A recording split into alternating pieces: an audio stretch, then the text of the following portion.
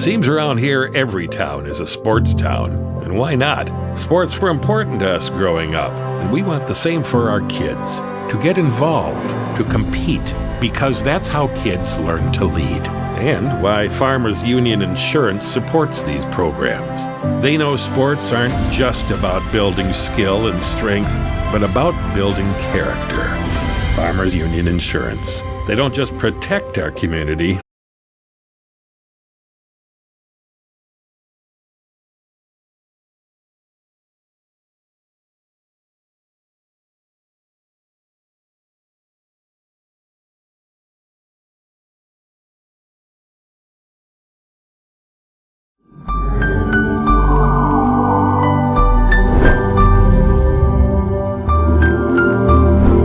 Seems around here every town is a sports town. And why not? Sports were important to us growing up, and we want the same for our kids. To get involved, to compete, because that's how kids learn to lead. And why Farmers Union Insurance supports these programs. They know sports aren't just about building skill and strength, but about building character. Farmers Union Insurance. They don't just protect.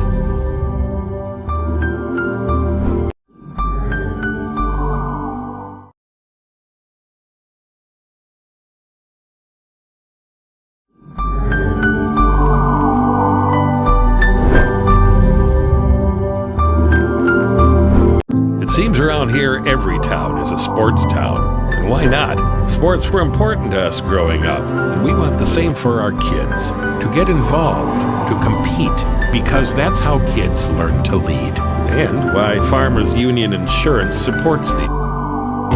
Growing up in rural South Dakota, I understand. It seems around here every town is a sports town. And why not? Sports were important to us growing up, and we want the same for our kids. To get involved, to compete, because that's how kids learn to lead. And why Farmers Union Insurance.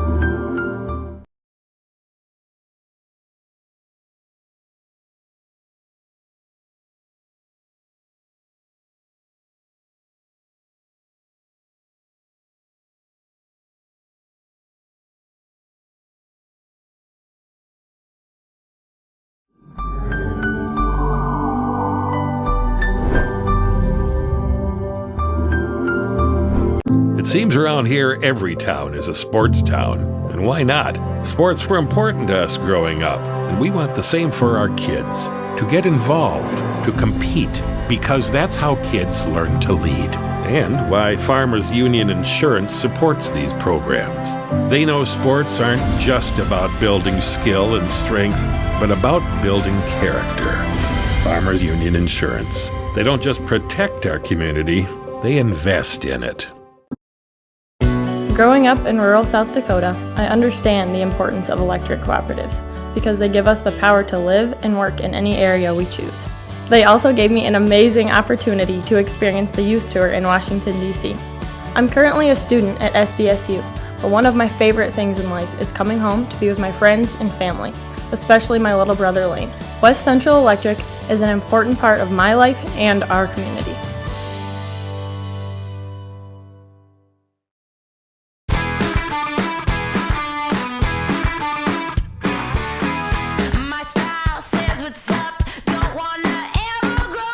Every home tells a story.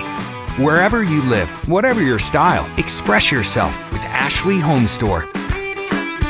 So many styles to help tell your story and create your unique dream home. Ashley Home Store. This is home. When Americans needed a car that worked harder than a car, we built them a truck. And they used our trucks to build interstates and industries and communities, livelihoods and neighborhoods. Americans needed vehicles worthy of who they are and what they can do. So, we built them a truck.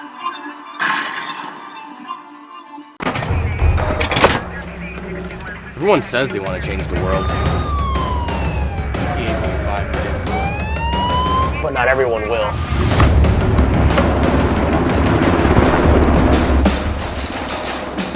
We are not everyone.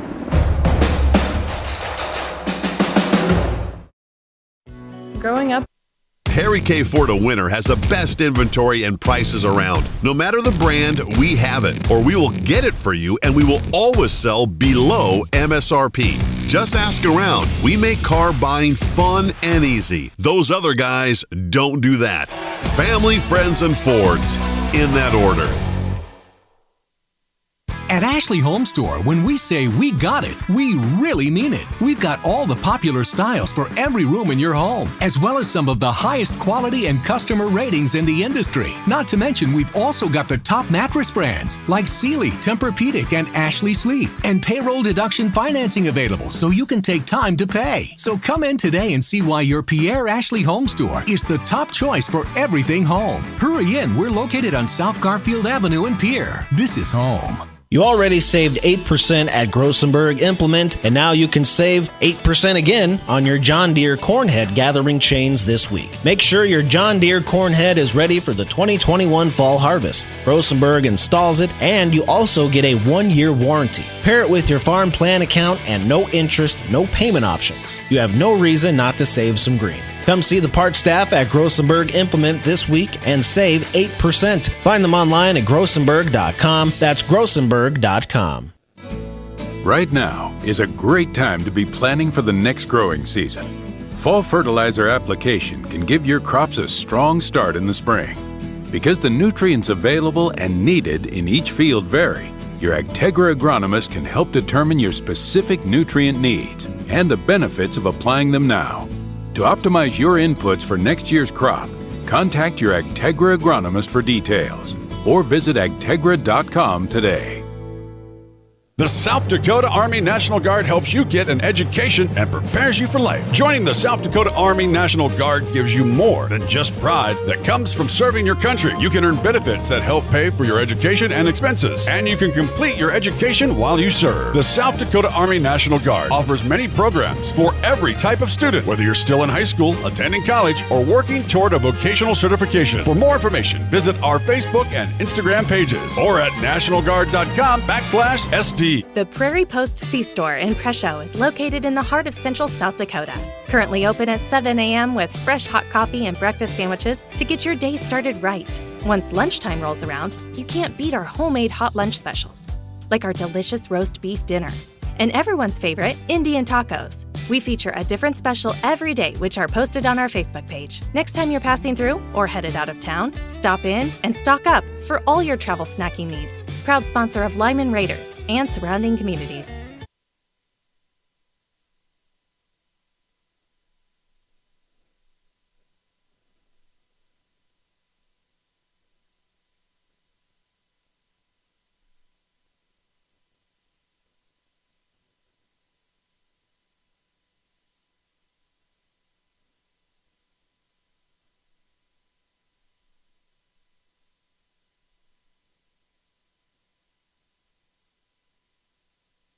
Dakota Mill and Grain, located at 402 North Main Street in Presho, is your local grain warehouse and agronomy center. They are now a 110 shuttle load facility. During the harvest seasons, Dakota Mill and Grain can store your corn, sunflowers, milo, soybeans, white milo, and wheat. They will also provide you with high-quality fertilizer, pest control products, and chemical applications for all your farming needs. For questions, call manager Dave Cole at 605-895-2531 or stop by their location. Dakota Mill and Grain is a proud supporter of all Lyman school activities. When you expect more, you expect more. When you expect more, Dakota Prairie Bank, providing great service right from the start. It's our promise to you that sets us apart. With every handshake and a smile, we go that extra mile. When you expect more, you expect more. When you expect more, Dakota Prairie Bank. Life's an adventure filled with excitement, challenges, and achievement. Farmers Union Insurance can provide you the safety net to keep you moving toward your goals and enjoying life's rewards. With multiple locations across the state, Farmers Union Insurance agents provide quick quotes and professional services you deserve. Since 1948, Farmers Union Insurance has focused on insuring the people of South Dakota. From the most remote quarter section to the busiest intersection, Farmers Union Insurance, insuring a brighter tomorrow. What is it you look for in your next used vehicle? Who owned this car last? Has it ever been in a wreck? I wonder if they took care of it. Well, here at Harry K, we're going to give you a little peace of mind. Introducing the Harry K Certified Used Cars. All of our certified vehicles will come with a copy of the repair order, a Carfax, 200-point inspection, 3 years of oil changes, and get this,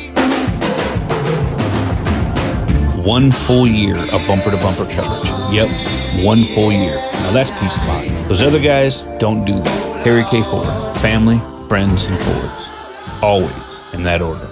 Hutch's Cafe, located just off Interstate 90 in Presho, has been family-owned and operated since 1967. Hutch's Cafe and Lounge is a true piece of Americana preserved, where you'll enjoy a small-town atmosphere with exceptionally warm and welcoming service. You will love their delicious food, including some of the best beef and cocktails in the Midwest. Hutch's is a proud supporter of all Lyman Raiders and Lady Raiders activities and invites you to stop in before or after the game. Everyone at Hutch's says, "Go Raiders." Kennebec Telephone Company and their divisions, Charlie's Welding and Auto Repair, PowerCom, KTC Construction, Technology Communication Specialists, and Napa of Chamberlain proudly support all area youth in their various activities. Kennebec Telephone Company provides the Lyman area with high-speed internet, local and long-distance telephone service, Real Choice TV, computer repair, smart homes and farms, excavating, auto and welding repair, and Napa Auto Parts. Call their Kennebec office at 605-869-2220 and find out what they can do for you. There's a lot of uncertainties in farming and ranching today, but one thing is certain. Statewide Ag Insurance in Chamberlain, Winter, and Mitchell are your crop and livestock insurance specialists. Statewide agents have a background in agriculture and work hard to provide growers and ranchers with risk management plans and insurance coverage that fits their business needs. From hail insurance, livestock revenue protection, to multi-peril crop and revenue insurance, Statewide will help you with the right decisions. Statewide Ag Insurance in Chamberlain, Winter, and Mitchell. Locally owned, your dependable partner in crop and livestock protection and equal opportunity provider. Growing up in rural South Dakota, I understand the importance of electric cooperatives because they give us the power to live and work in any area we choose. They also gave me an amazing opportunity to experience the youth tour in Washington, D.C. I'm currently a student at SDSU, but one of my favorite things in life is coming home to be with my friends and family, especially my little brother Lane. West Central Electric is an important part of my life and our community. A message from West Central Electric, your local Touchstone cooperative. Harry K. Ford of Winter has the best inventory and prices around. No matter the brand, we have it, or we will get it for you, and we will always sell below MSRP. Just ask around. We make car buying fun and easy. Those other guys don't do that. Family, friends, and Fords, in that order. At Ashley Home Store, when we say we got it, we really mean it. We've got all the popular styles for every room in your home, as well as some of the highest quality and customer ratings in the industry. Not to mention, we've also got the top mattress brands like Sealy, Tempur-Pedic, and Ashley Sleep, and payroll deduction financing available so you can take time to pay. So come in today and see why your Pierre Ashley Home Store is the top choice for everything home. Hurry in, we're located on South Garfield Avenue in Pierre. This is home. You already saved 8% at Grossenberg Implement, and now you can save 8% again on your John Deere corn head gathering chains this week. Make sure your John Deere corn head is ready for the 2021 fall harvest. Grossenberg installs it, and you also get a 1-year warranty. Pair it with your farm plan account and no interest, no payment options. You have no reason not to save some green. Come see the parts staff at Grossenberg Implement this week and save 8%. Find them online at grossenberg.com. That's grossenberg.com. Right now is a great time to be planning for the next growing season. Fall fertilizer application can give your crops a strong start in the spring. Because the nutrients available and needed in each field vary, your Agtegra agronomist can help determine your specific nutrient needs and the benefits of applying them now. To optimize your inputs for next year's crop, contact your Agtegra agronomist for details or visit agtegra.com today. The South Dakota Army National Guard helps you get an education and prepares you for life. Joining the South Dakota Army National Guard gives you more than just pride that comes from serving your country. You can earn benefits that help pay for your education and expenses, and you can complete your education while you serve. The South Dakota Army National Guard offers many programs for every type of student, whether you're still in high school, attending college, or working toward a vocational certification. For more information, visit our Facebook and Instagram pages or at nationalguard.com/SD. sea. The Prairie Post C-Store in Presho is located in the heart of central South Dakota. Currently open at 7 a.m. with fresh hot coffee and breakfast sandwiches to get your day started right. Once lunchtime rolls around, you can't beat our homemade hot lunch specials, like our delicious roast beef dinner and everyone's favorite, Indian tacos. We feature a different special every day, which are posted on our Facebook page. Next time you're passing through or headed out of town, stop in and stock up for all your travel snacking needs. Proud sponsor of Lyman Raiders and surrounding communities.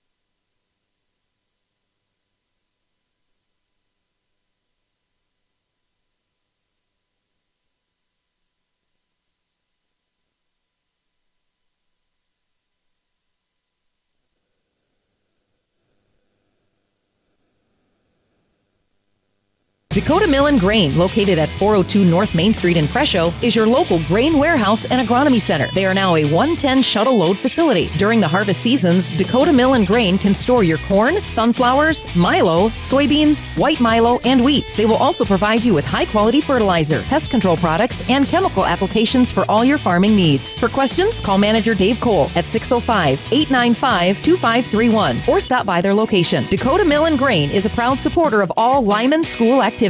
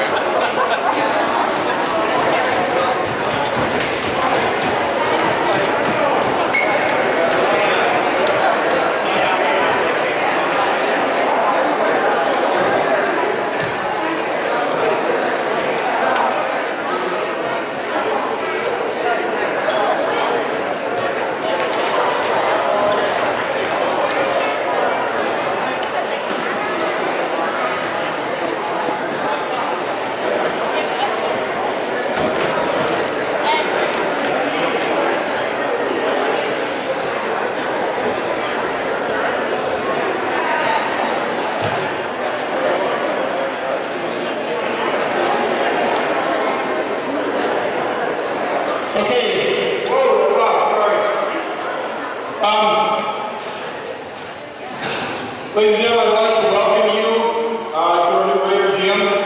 I'm Chad Johnson, the head wrestling coach here at Lyman.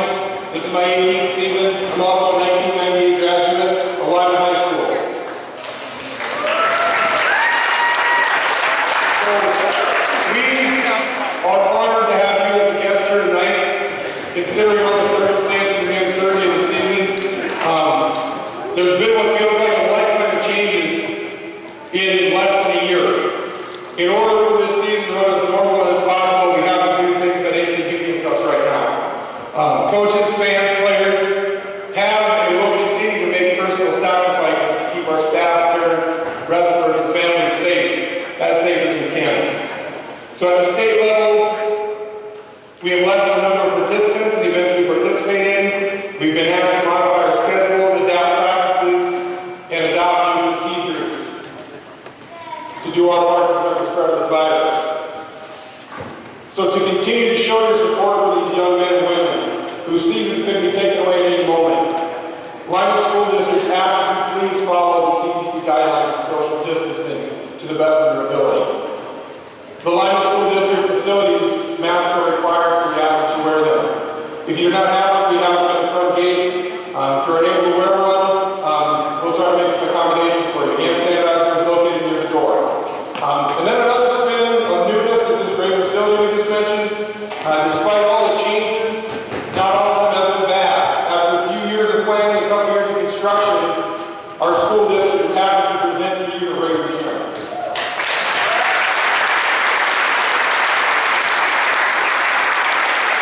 Tonight will be a memorable night.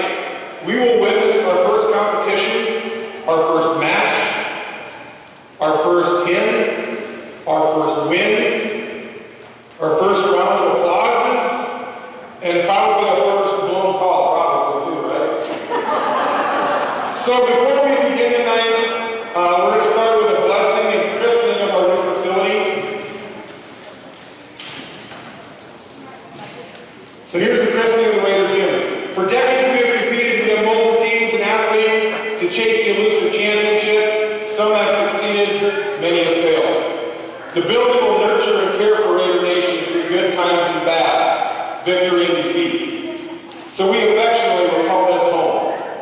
It will give our communities a place to gather, to celebrate, or to mourn.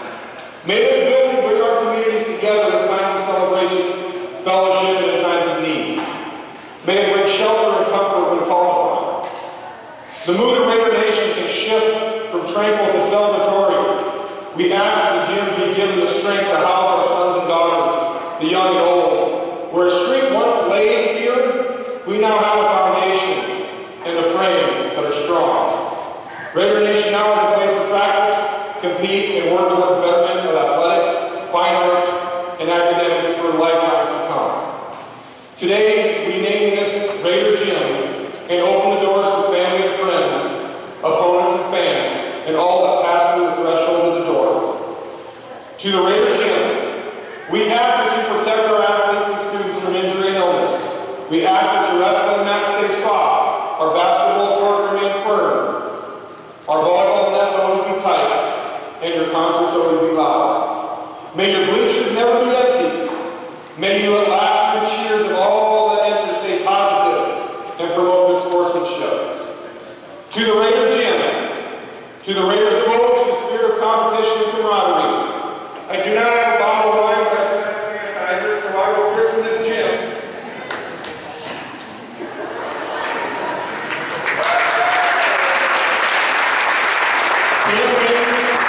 Safe sailing and Godspeed. Let's have a good night.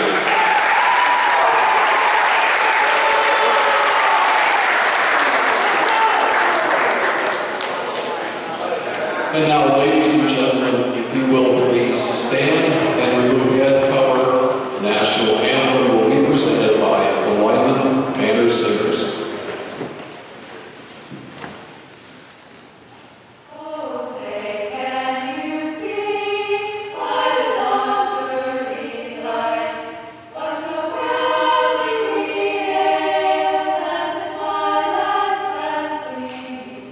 Whose bright stripes and bright stars through the fair world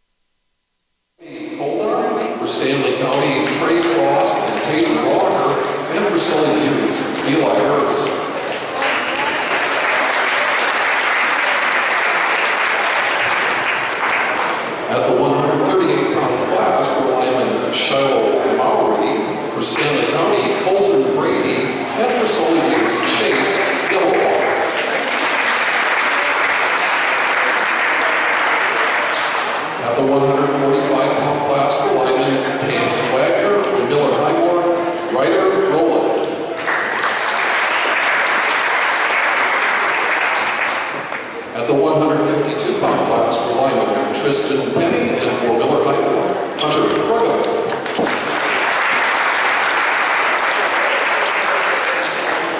At 160 pounds for Lyman, Rory McManus.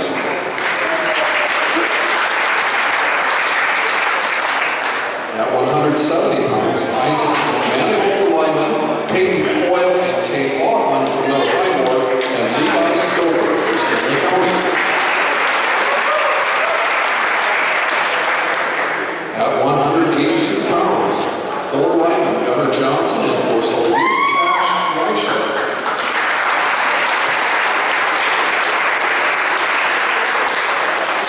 We appear to be open at 195, at 220 for Lyman, Louis Theory.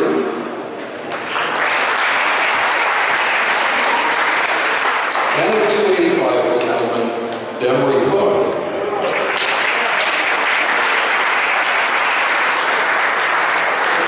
Other wrestlers we may see tonight for Solid Butte, 6th graders Tucker Cruz, Bryson Kurtz, and Riley Sprinkle have come along for the trip. And for Miller Highmore, Jordan Schaefer and Jamin Vanderwood. And so we wrestle.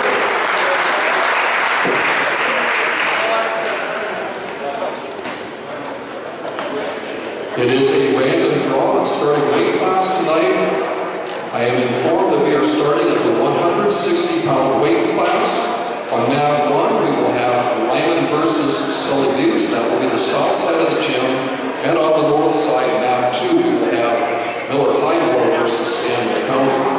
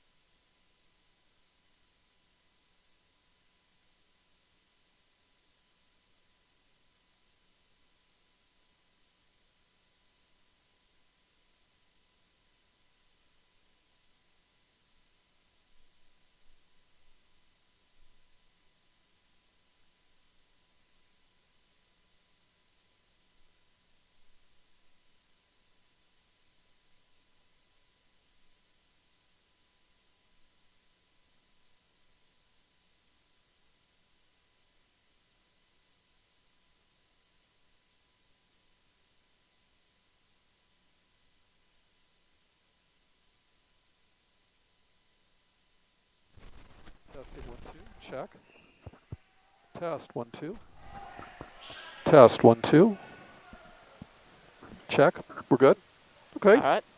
Hey, we got some action going on mat 2, the north mat, at 170 pounds. Well, looks like we've got Levi Stover and who's that? Looking here, I think maybe Tate Hoffman. I think that's right. Looks like we've got a pretty good match going on there. We have a really good match going on here on mat 1 as well. We have Cash Weischer from Sully Butte. He and Gunnar Johnson, did they face each other on Saturday? They were in the same weight class at Stanley County. I'm not positive. I think maybe they did. Mm-hmm. We have a break in the action right now on mat 1, or excuse me, mat 2.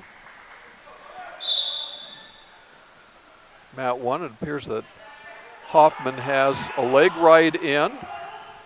Yep. On Stover. Oh.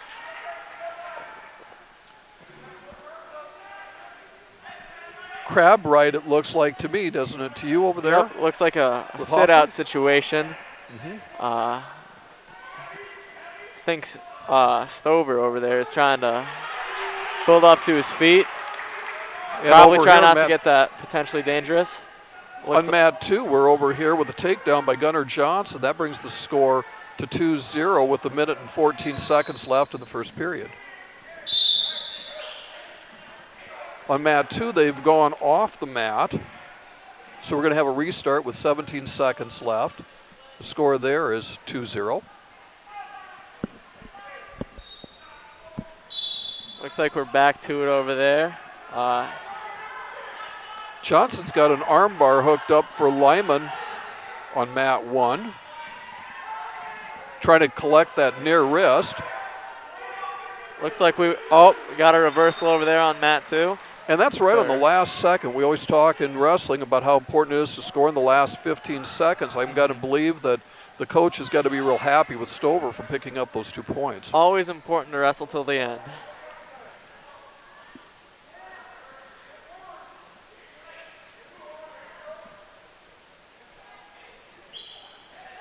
Looks like Johnson's working on maybe trying to run a crossface series or a wrist ride possibly.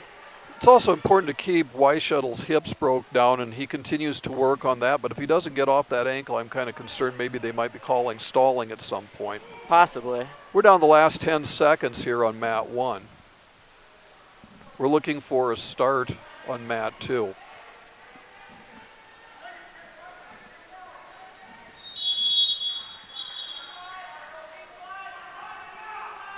Stover's come to his feet, but he hasn't got the escape yet. There's there it one. is. 1 point.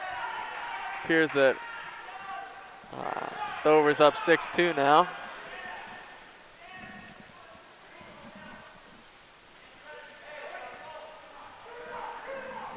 Weishuttle will start in the defensive position. Johnson will be in the offensive position, advantage position. Yep.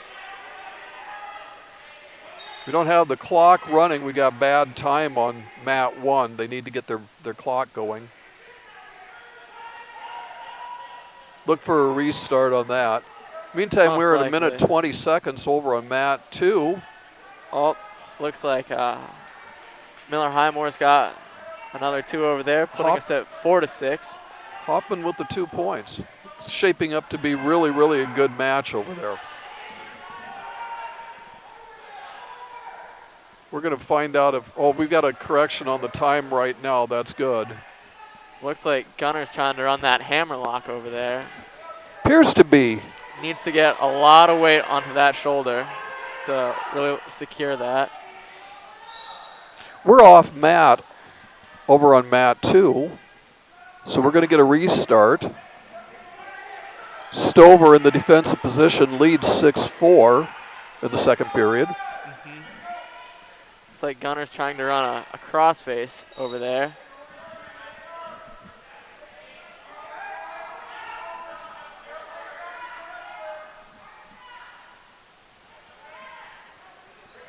Stover's not quite come up to his feet. Yeah, there we go.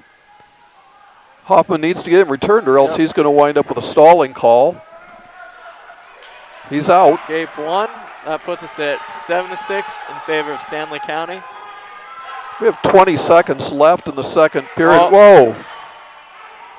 No near fall points, but that was really close on the tip. We have 2 points for Hoffman.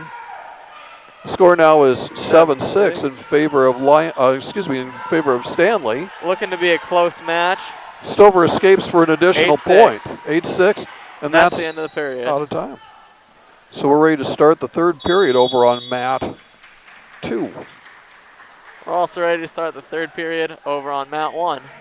And we have a score here, match score of 12-0 in favor of Lyman, and a score in this individual of 2-0 in favor of Johnson for Lyman. Yep.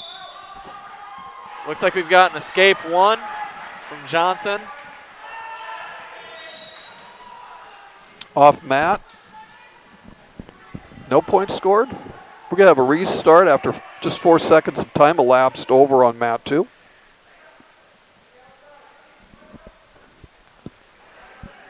Referee Dozark makes sure that Hoffman's set.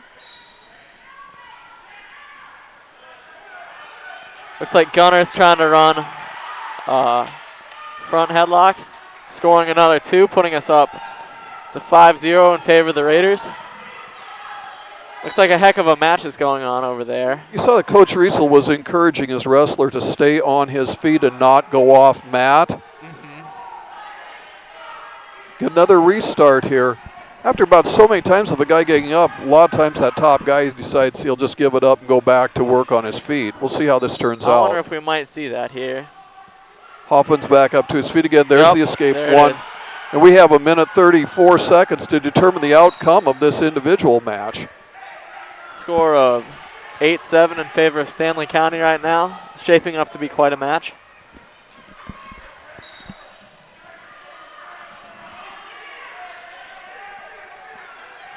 Johnson again is working on pulling out that hammer lock. Looks like he's got that it. hooked up this time. There it and he's is. called for potentially dangerous, and they stop action with 33 seconds left. You always in the run second the risk period. of getting that call when you run a hammer lock. Bryson, is this the first lead for Hoffman? He's up 9-8 now with that takedown. I believe so. Okay. Stover comes to his feet. Stanley County's calling for a locked hands, but they're not getting any relief from the official on this. With a minute, 1 second left, they're going to restart here in the third period with a score 9-8 in favor of Hoffman. Meanwhile, looks like we have 15 seconds. Looks like 10 seconds left over here. Sully Butte's got a reversal, and we have a score of 5-2 right now.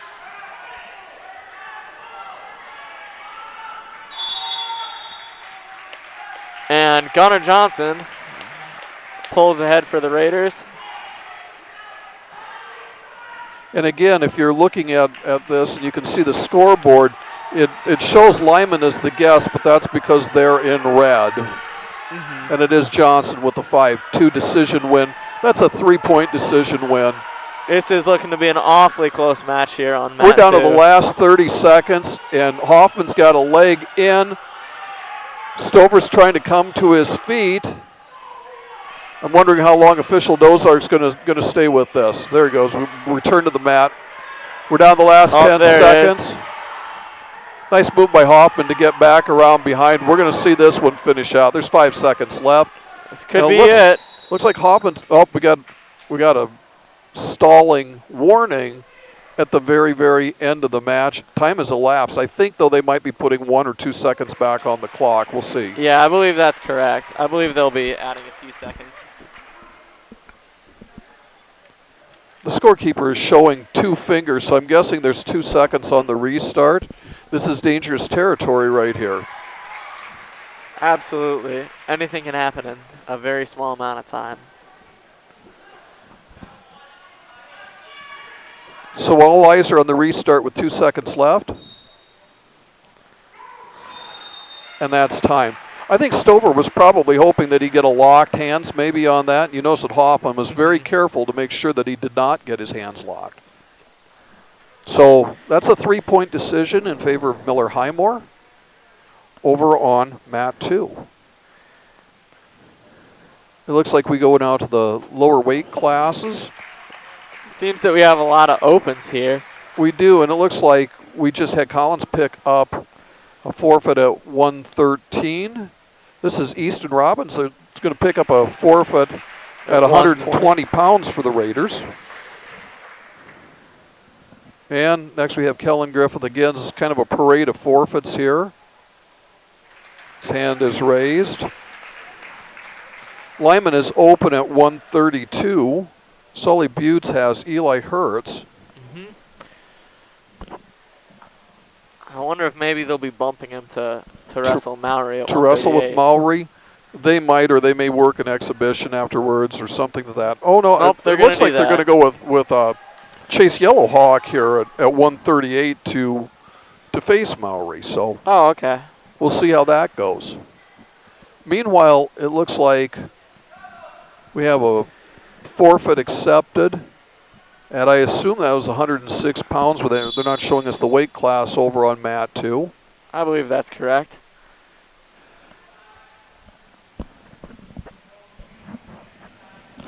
This, if it is in fact 113, I believe would be Kellen Hurd that receives a forfeit. And that's going to bring the score to 21-0 in favor of Miller Highmore. I'll try to keep together here the line of forfeits that we got going on Mat 2. You go ahead and keep us up to date on the action here on Mat 1, Bryson. Ooh, a nice sprawl by Mowry. Looks like Mowry's trying to run a. Maybe not. Oh, he's got a leg there. Nothing yet.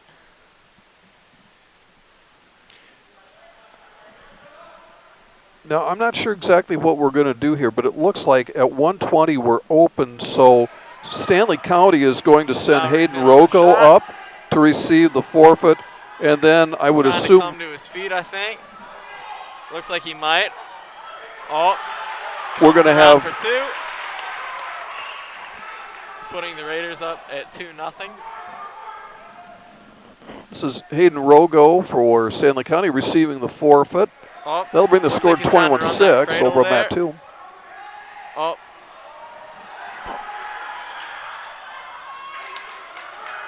Looks like we've got a reversal here. We're scoring back points on this too. Scoring backs.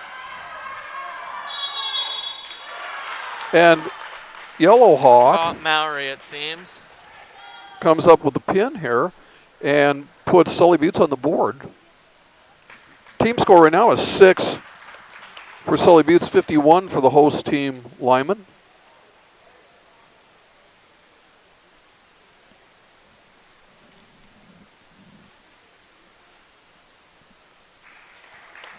It looks like Tance Wagner of Lyman collects a forfeit.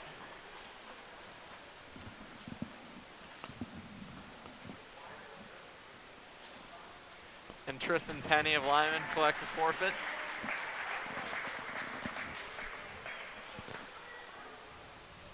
I'm not just exactly sure what we have going on over here on mat 2 because they're not updating the weight classes. You know, I'm not sure either. But as we did not see Chase Hansen on the mat. Chase had quite a season last year. He sure did. Placing, I think, 7th or 8th last year in the state tournament. I believe so. So I'm not sure who we've got on the mat. I'm guessing maybe this is at 132. Looks like they've got him in a pretty tight half Nelson there. Oh, maybe not. Scored a couple of back points out of it. And it looks like we might have a couple of exhibition matches here for the Raiders. I apologize to the Miller Highmore Herald fans and the Stanley County fans that I don't know your boys well enough here to tell you who we've got on the mat.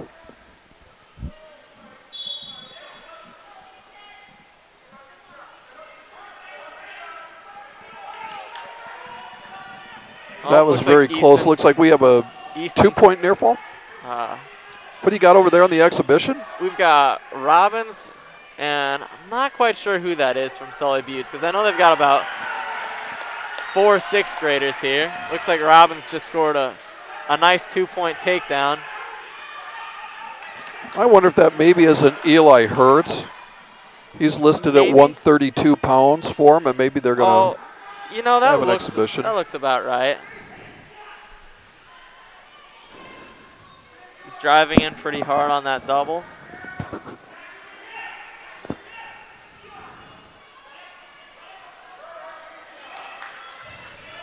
Got a takedown for Sully Buttes here. Oh, and some backs maybe. Oh, no, we're good.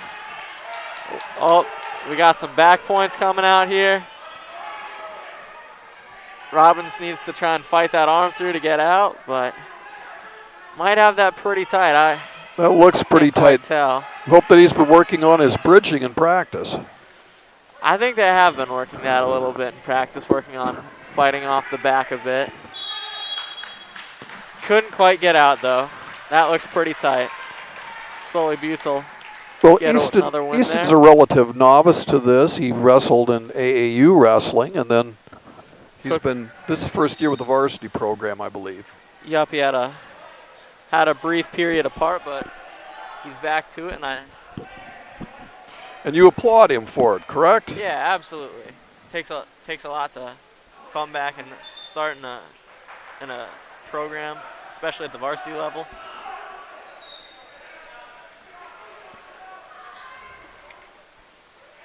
Bryson, you'll have to help me there. What do you think we got over there for Stanley County? Is that maybe Colton Brady that we have? I don't know for sure.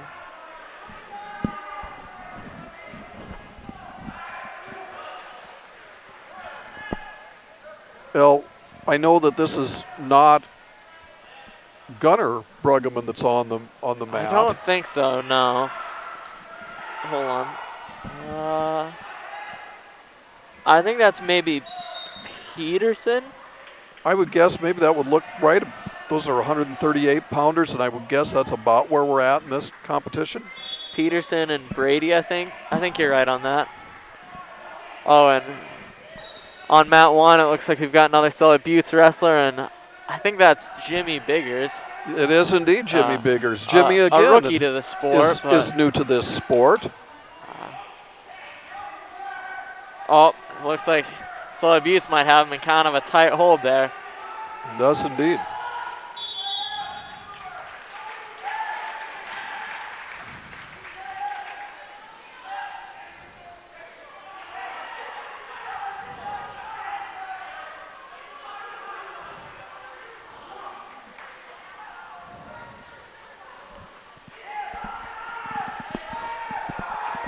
Now I think we've got Royal Luff coming up here for the Raiders.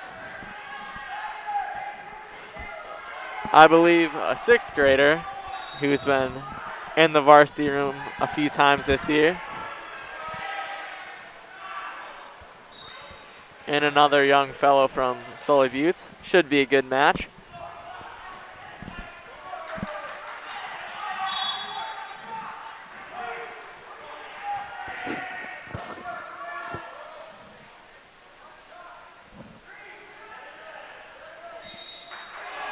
Oh, Luff is in on a double, scoring 2. I think Coach likes it that he got behind his opponent rather than wrestling out to the side. He didn't have anything hooked up. He's tight on that ankle right now, but again, he can't just ride that indefinitely. He's going to have to get something hooked up. I'd be looking cradle here. We always say that if the knee is near the head, that's when we want to cradle. Yep. I think that would be the smart move to go with. There's a cross face. Applied from the left-hand side here. Oh, there's cross that cradle. Face cradle. Needs to get his knee in the side to secure that fall there. Over there on mat 2, it looks like Miller Highmore is running a pretty tight chicken wing. Trying to run that over.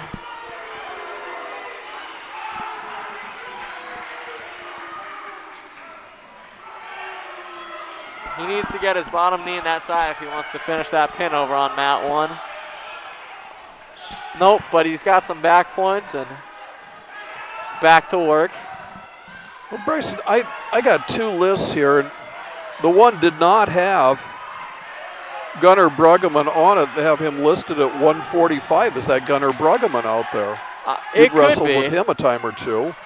Not at that heavy a weight, though. It kind of looks like him, but I'm not quite sure. That could be 138 or 145. Gunnar was at 113, wasn't he, last year? He was. I wrestled him at a couple of times, both here at the Gardens and once in Burke and then once in Hot Springs. Looks like he's gotten a bit bigger and he's really getting after it over there, it looks like. Oh, might secure that fall. Well, he's certainly getting got the back it pretty points. tight. Yep, there it is. Official Dozark slaps the mat.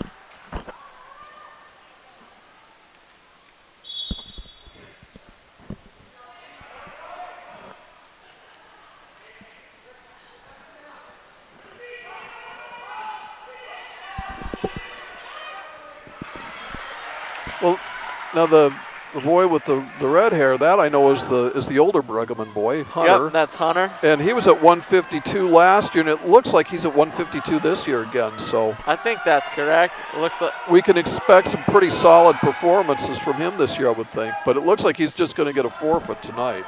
So it seems. Looks like Royal's trying to. Well, what does Royal need to do here? Needs to break that hand loose. Oh, he might be able to get back around behind. He's got to circle his hips around though and get behind him. Wants to high leg that knee to get that hand off it so he can get around. And there it goes. He got heavy with his right hip and was able to do it. Looks like he's got a half. But on the wrong side, and it's kind of hard to run it from there. It is hard to run it from the wrong side. Got to get over to the other side of his hips. He's working on that ankle again, trying to get him busted forward.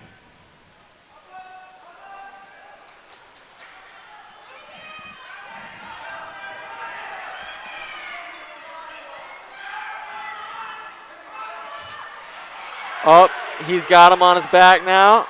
There's got to be at least a 2-point near fall in that. I believe that's a 2 count. He's trying to pull him back over.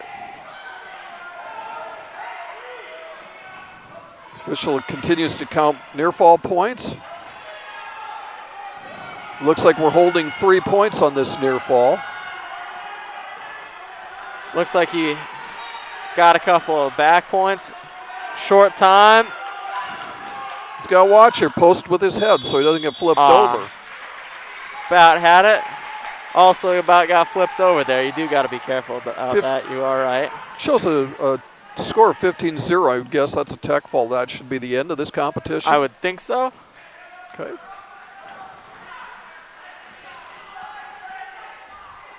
Yep. Okay, now we're showing, and I don't know that it's accurate, but 145-pound weight class down here on mat 2. Yep.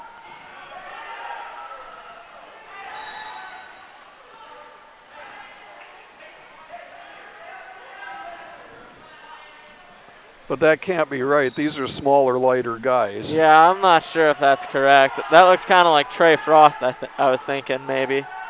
Yeah, I'm wondering if they're into exhibition matches now at this point. I think that's right.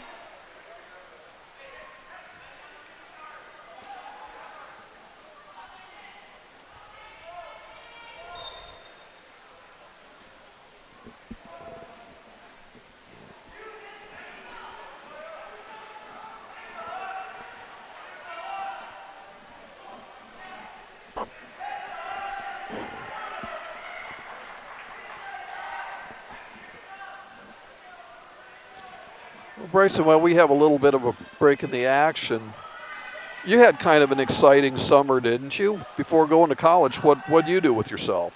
Well, initially I started working a summer job at the pool, but following that I went to basic training over in Fort Jackson, South Carolina, where I was there for 10 weeks doing all that fun stuff. Well, we'll talk some more about that now. We got wrestling going on here.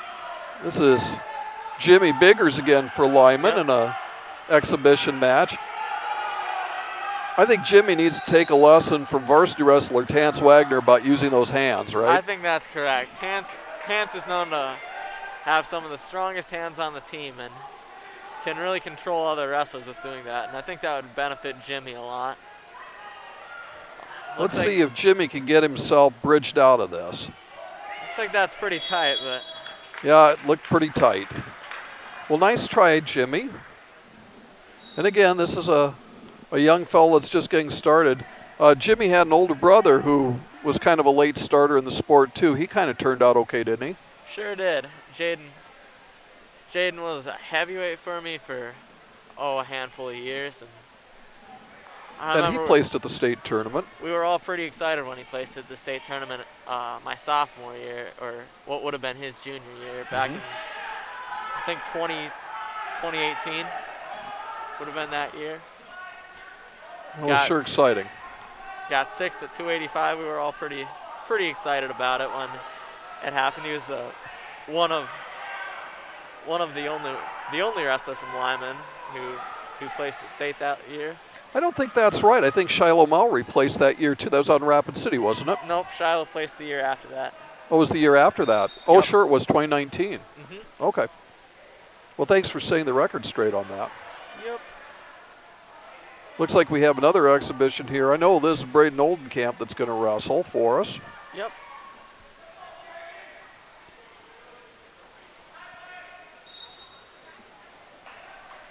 Braden had some experience last year for us at 106 pounds.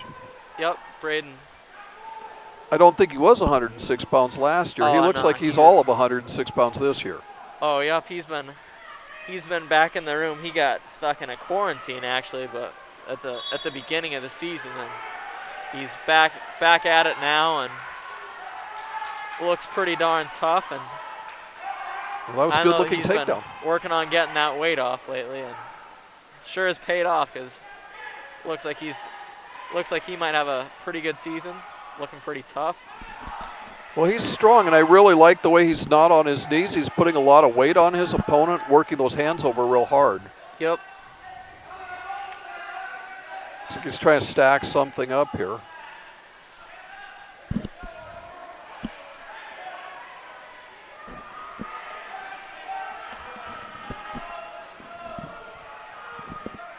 Now, you were teammates with Braden's brother.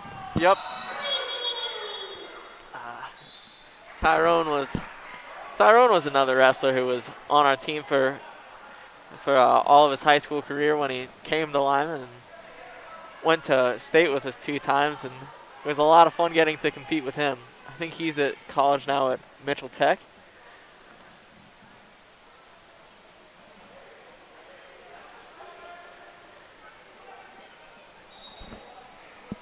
Well, what do you think of this facility? I like it. It seems nice. I really like the scoreboards. They sure look awfully good. I was thinking the same thing. Well, Oldenkamp goes right back to work again. He gets his opponent flipped over. Looks like he might have that locked up. Yeah, he's got chest on chest. That looks like that's a pin. That might be glued right there. There it is. See how he was up on his toes getting all of his weight on? Coaches always tell you about that. We don't want our weight on our knees because we can't put all that weight chest to chest.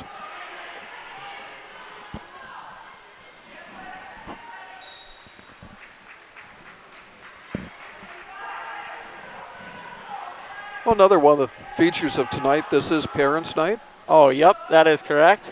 I think they'll be doing that next round maybe. We'll do that between the second and the third matches in this quad tonight, yeah.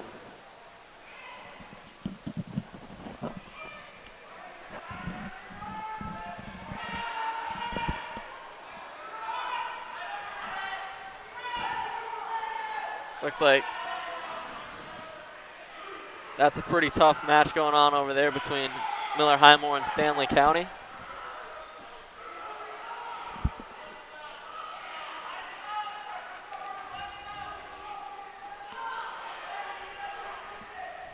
What Stanley County needs to get is Miller Highmore opponent broken down.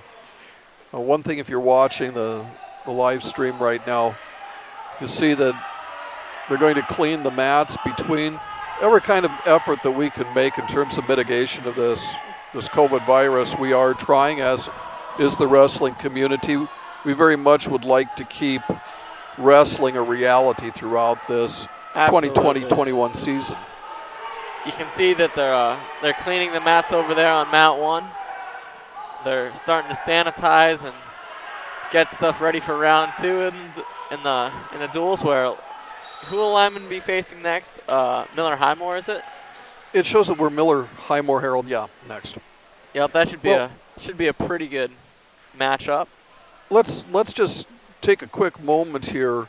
You have kind of an interesting AIT, Advanced Individual Training. So what's your specialty, Specialist Muirhead? I'm a 42 Romeo, which means I'm a musician. I play tuba in the Army band in South Dakota, and I went to my first drill last Saturday, and I really enjoyed it. Lots of really nice people, and getting to meet everyone and talk to everyone was pretty fun. I'm guessing there's a few people out here that are listening to our broadcast tonight. How did you become interested in the National Guard? That's obviously a possibility for whatever your interest is. Well, it kind of started my junior year. I happened to be lucky enough to make All-State that year, and it at that Allstate, during one of the rehearsals, I met the chief warrant officer for South Dakota, one of the only warrant officers, or one of the only chief warrant officer 5s in the nation, actually. His name's Terry Beckler, and we started talking, and I showed a little bit of interest in the guard band, and he said, well, there's a tuba spot lined up that if you want, you could audition for, and you could probably get that. And so that kind of sat on the back burner for a little bit. And summer went by, and I was kind of thinking that I might like to find a way to pay for college, and the guard seems like that's a pretty good way to go about it. So I ended up giving him a call, and I got an audition scheduled, and then I got in, and that's kind of how my journey started. So a question for our fans out there listening to tonight's broadcast. Many of us South Dakotans watched the July 3rd festivities out at Mount Rushmore. Yep. And the 147th band played at that. So can you tell us anything about that? Obviously you weren't there, correct? Well, I can't tell you a whole lot because I wasn't there, but I did see a little bit of that online, and they sure sounded really good. So Specialist Muirhead, where were you at that time? I was having a lot of fun sitting in my barracks at Fort Jackson. But and where's Fort Jackson at? South Carolina, and it's good and toasty there. Columbia, South Carolina. So is that on the beach where it's real nice? No, it's really hot and very humid. Kind of a swamp, isn't it? Yeah. If you look hard enough, you can find Shrek living there. Looks like we got a pretty good match going on over here on mat 2 with, I believe that's Chase Hansen. Yeah, it's Chase Hansen for Stanley County over there. Looks like he's trying to lock up a Cobra. 2 points awarded, 5 seconds left.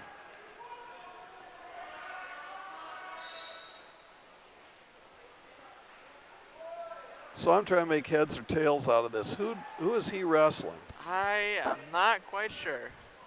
You know, I'd say that's probably Colby Colda. I think so. Maybe? It could be. Well, again, I'm trying to make heads or tails out of this thing. Giving up a little bit of weight there if it is. Chase Hansen's a 120-pounder last year. Like I said, got 7th or 8th at 106. And it looks like Colby Coda's 132-pounder, so giving up a little bit of weight, but it looks like he's handling it pretty well. Got a pretty good match going on.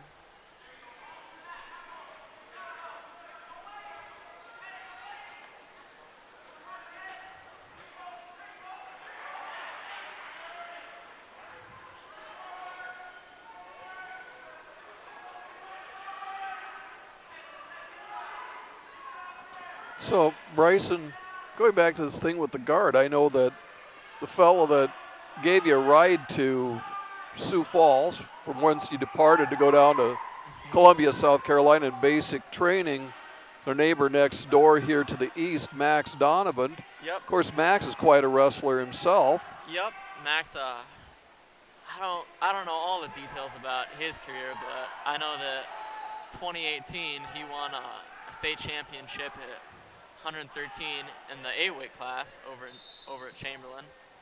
And then I think he got 3rd maybe his senior year, and he had quite a career. And so what's his specialty in the guard? You know, I don't quite remember, but pretty sure he's out and with a unit maybe around Spearfish somewhere. Okay. And he seems like he likes it well enough. I guess the point is there's a lot of different specialties A lot in the of United different States things you Army. could do. Yeah.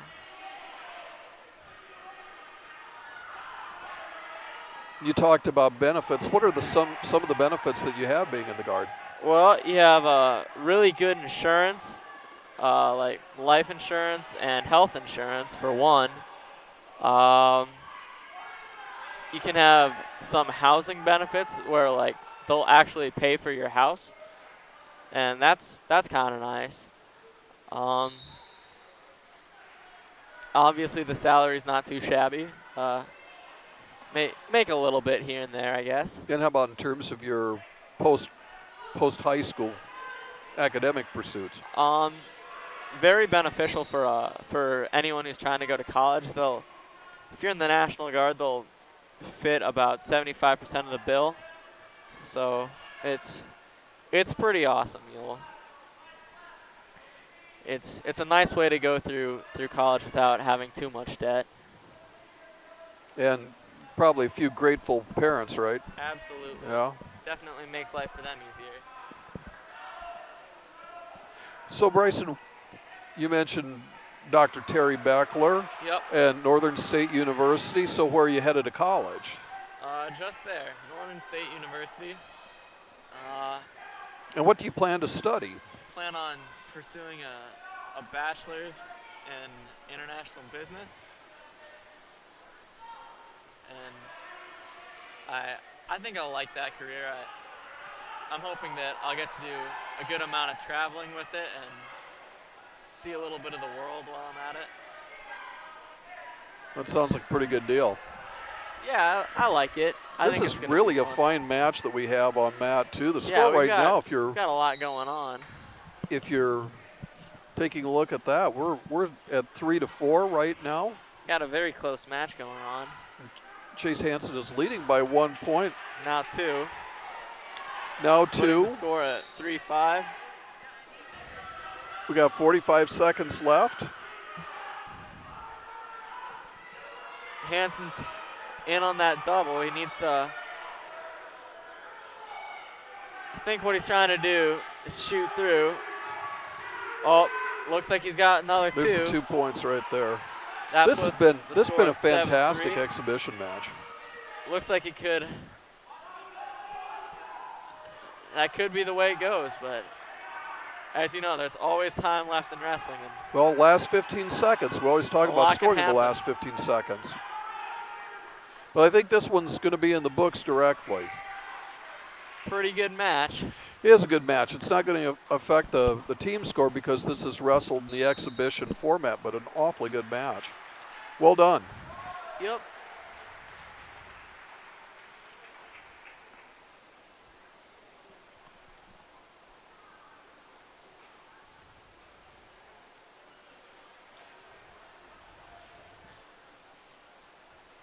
Well, it appears by the score that they have, if it's an updated score, that Miller Highmore Herald has defeated Stanley County by a score of 39-12 in the duel. Yep. And so we're about ready to switch dance partners here. Again, Lyman versus Miller Highmore Herald here on mat 1, the south side. And on the north side, it'll be Sully Buttes versus Stanley County. We'll take a little break in the action here so we can clean the mats and get set up for the next one. Well, I think we'll let it be for a little bit, and then we'll be back to it.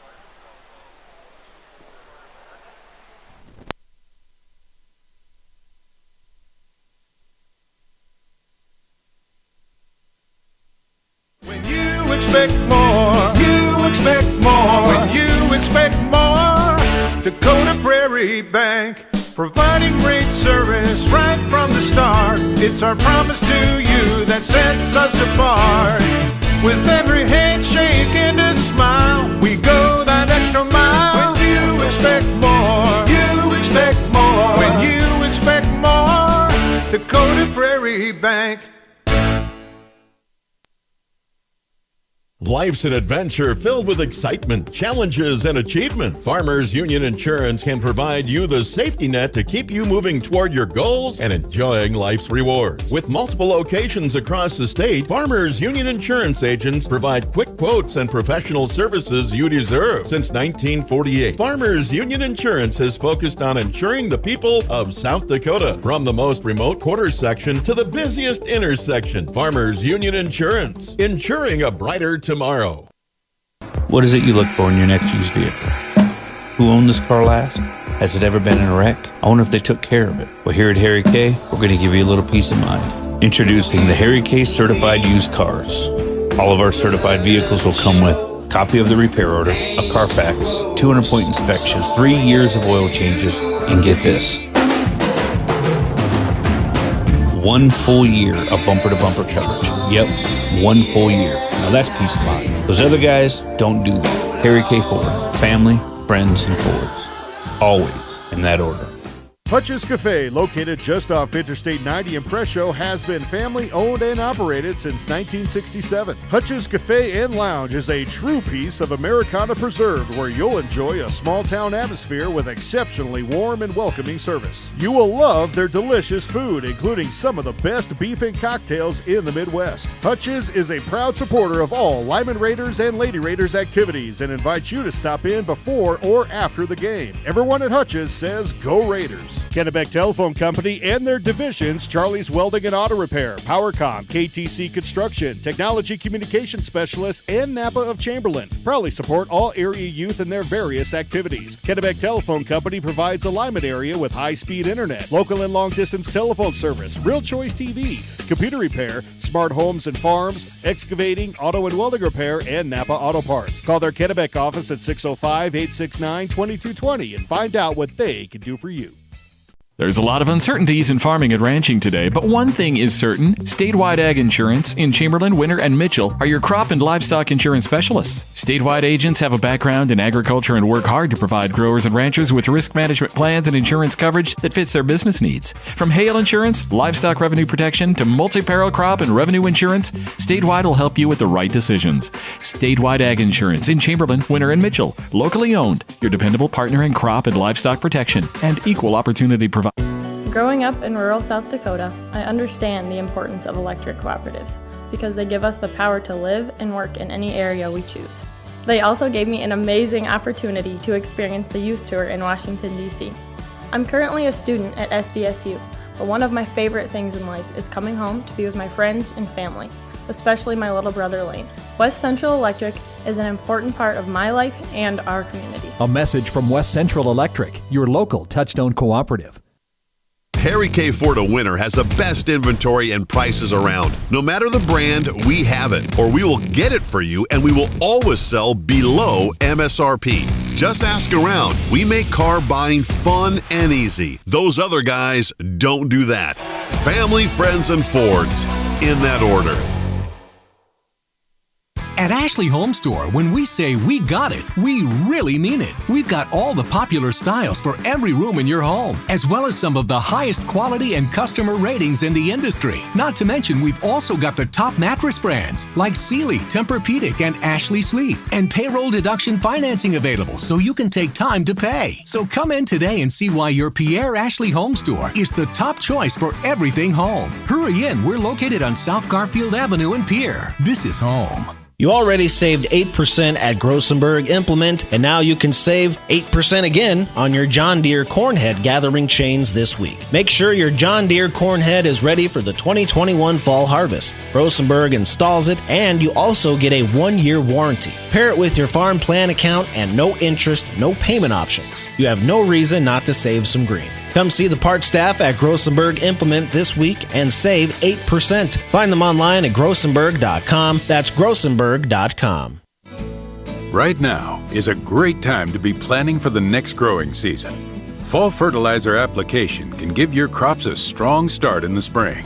Because the nutrients available and needed in each field vary, your Agtegra agronomist can help determine your specific nutrient needs and the benefits of applying them now.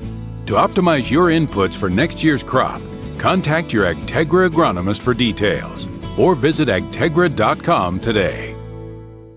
The South Dakota Army National Guard helps you get an education and prepares you for life. Joining the South Dakota Army National Guard gives you more than just pride that comes from serving your country. You can earn benefits that help pay for your education and expenses, and you can complete your education while you serve. The South Dakota Army National Guard offers many programs for every type of student, whether you're still in high school, attending college, or working toward a vocational certification. For more information, visit our Facebook and Instagram pages or at nationalguard.com/SD. TV. The Prairie Post C-Store in Presho is located in the heart of central South Dakota.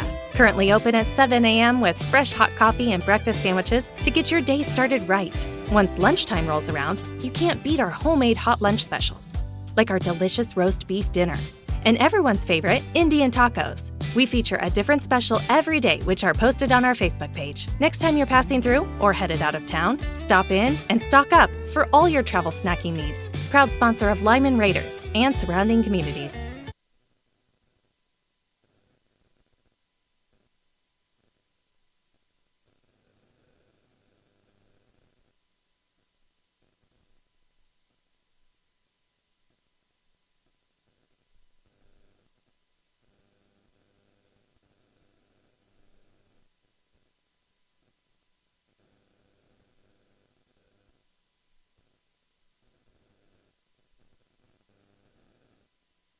Dakota Mill and Grain, located at 402 North Main Street in Presho, is your local grain warehouse and agronomy center. They are now a 110 shuttle load facility. During the harvest seasons, Dakota Mill and Grain can store your corn, sunflowers, milo, soybeans, white milo, and wheat. They will also provide you with high-quality fertilizer, pest control products, and chemical applications for all your farming needs. For questions, call manager Dave Cole at 605-895-2531 or stop by their location. Dakota Mill and Grain is a proud supporter of all Lyman school activities. When you expect more, you expect more. When you expect more, Dakota Prairie Bank, providing great service right from the start. It's our promise to you that sets us apart. With every handshake and a smile, we go that extra mile. When you expect more, you expect more. When you expect more, Dakota Prairie Bank. Life's an adventure filled with excitement, challenges, and achievement. Farmers Union Insurance can provide you the safety net to keep you moving toward your goals and enjoying life's rewards. With multiple locations across the state, Farmers Union Insurance agents provide quick quotes and professional services you deserve. Since 1948, Farmers Union Insurance has focused on insuring the people of South Dakota. From the most remote quarter section to the busiest intersection, Farmers Union Insurance, insuring a brighter tomorrow. What is it you look for in your next used vehicle? Who owned this car last? Has it ever been in a wreck? I wonder if they took care of it. Well, here at Harry K, we're going to give you a little peace of mind. Introducing the Harry K Certified Used Cars. All of our certified vehicles will come with a copy of the repair order, a Carfax, 200-point inspection, 3 years of oil changes, and get this, 1 full year of bumper-to-bumper coverage. Yep.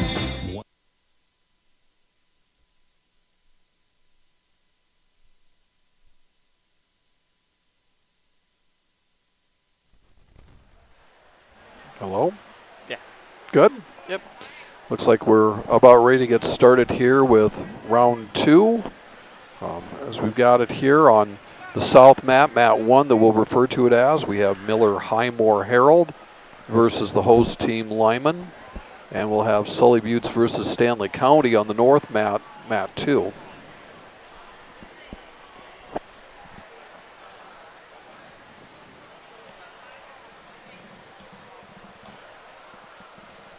Well, maybe part of public service announcement, and I don't know exactly how much of what Coach Johnson had to say picked up, but a couple of things maybe to point out real quick. Like, this is our first wrestling use of this new facility, just called the Raider Gym. The old gym we refer to as the Gardens, and we're happy to be in here. It looks like this is a really nice facility to host a duel, wouldn't you say, Bryson?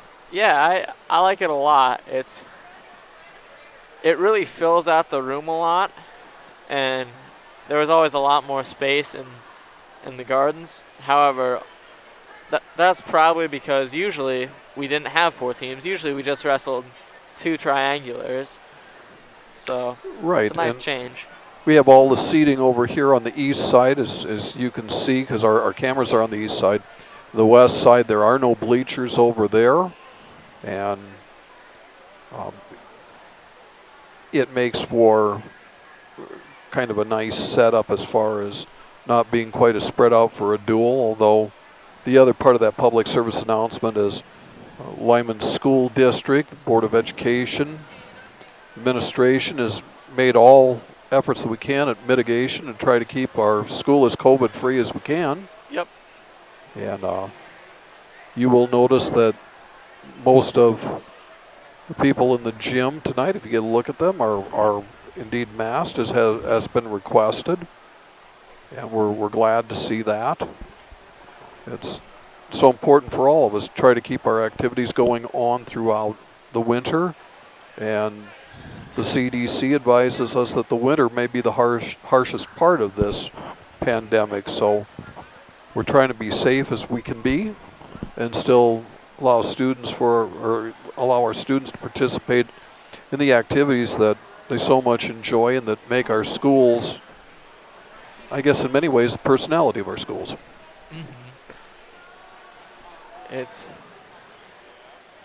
good to see that we're starting to get on the ball with it, though, and that way, hoping maybe COVID cases will go down a little bit and everything will all be good. Well, we understand that a vaccine will be coming out directly. We know that Grandma Virginia enjoys watching wrestling, but we don't have her out very much. We're concerned about her. Is that right? Yep, that's accurate. We try and keep her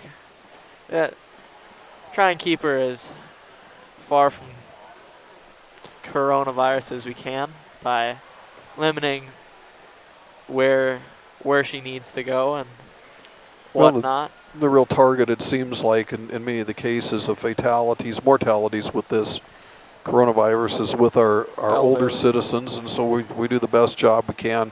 It's kind of a crusade for saving Virginia. That's Grandma's name, my mom. Grandma's 96. She's going to be celebrating her 97th birthday in March. We want to be blowing the candles out with her, right? Absolutely. And the only way that's going to happen is if we keep her COVID-free, and if we can do that, I think that would be all right. So for all of our community members out there, and especially for those that are in those most susceptible groups, Lyman Schools encourages you to do your bit, do your part, and keep our communities and our schools and our activities as safe as we can and as COVID-free as we can.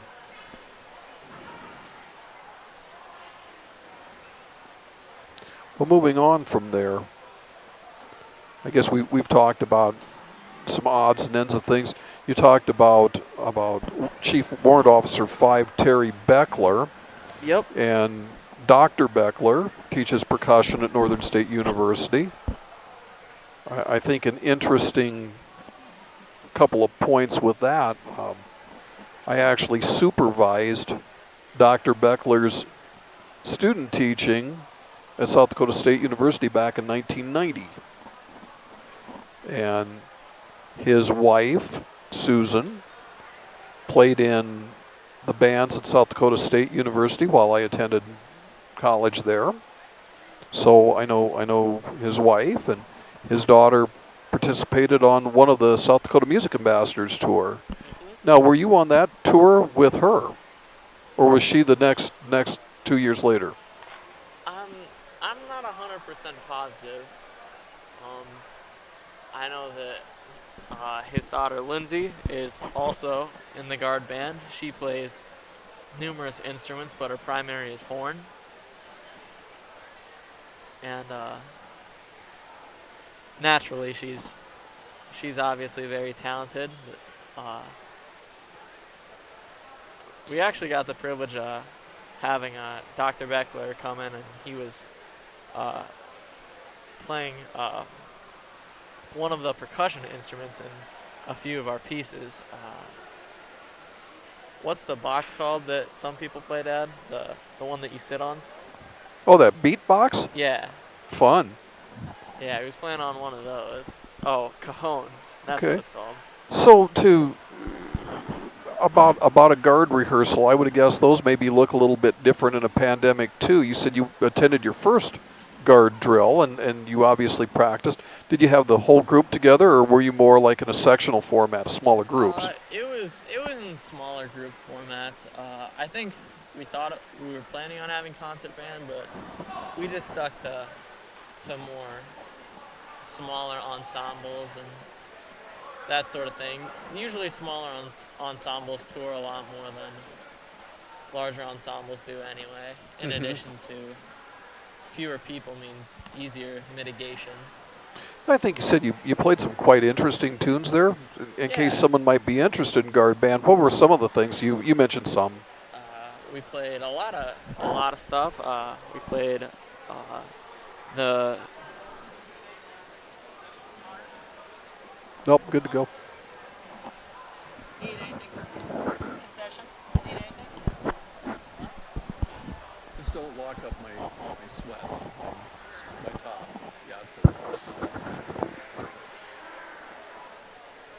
So I think you said something about you played a Lord of the Rings title of some sort. We played the main theme concerning hobbits from Lord of the Rings, and that was a lot of fun. It sounded pretty nice and was a lot of fun to play. You play any popular type songs too? Sorta. We played a lot of movie and TV show themes. For example, I don't know if there are any Game of Thrones watchers out there, but we played the main theme from that, as well as the theme from The Mandalorian, and amongst other pieces. Well, it looks like we got Royal Luff on the mat here, and this would be for an exhibition. Royal's a 6th grader. Let's see what he's got. Looks like he's looking to maybe chin whip. Oh. Looks like he's going to his back, and he fights off. So he yields 2 points on the takedown and 2 points on the near fall. That puts Miller Highmore up 4-0. Looks like Miller Highmore's running a pretty good half there, but yeah, we Royal's got doing a pretty good job of defending against it and biting down hard to peel that half. Now I'm not sure who we've got here, because again, these are young fellas that are 6th graders. They're not part of the varsity team, as it were, that are participating tonight. We either have Jordan Schaefer or Jamin Vanderwerf here. You know what? I'm not quite sure either, but Royals about got out of there. Looks like over on mat 2 we've got some action between I think it's Weishuttle from Sully Buttes. Yeah, it'd be Brady Weishuttle. I believe that's Levi Stover. Levi Stover is who Stanley County would have at 170. So in order for that match to happen, I'm guessing Stover's bumped up then to 182 for this I believe so.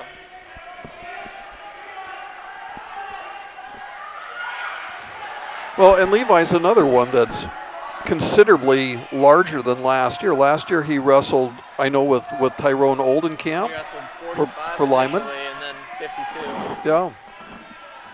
So he's up several weight classes. Yeah, he's gotten quite a bit bigger, and Weishuttle's kind of been around there most of his career from what I've noticed. I think he's been around that 170 weight class. In the meantime, we've had a pair of reversals over here on mat 1. Like we're winding down. There's 10 seconds left here in the first period of this exhibition. Weishuttle takes a nice shot there. Stover sprawls out. Looks like it might go out of bounds, though. 30 seconds left in the first period over on mat 2. So we're going to get a restart here with 27 seconds on the clock. Meanwhile, it goes to second period in this exhibition on mat 1. Looks like, I think red maybe deferred choice, and we gave choice to Miller Highmore. Or maybe we had choice and we took down. Then he selects the defensive position. So here you go. Coming up to his feet real quick, which is always good. You want to be moving to create space and get out of there.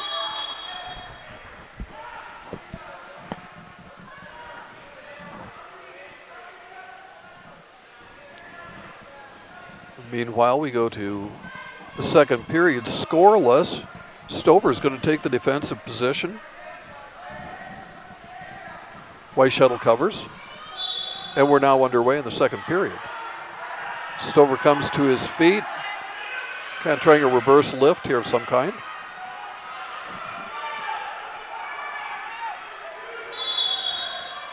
Nothing doing, no change. We'll restart again.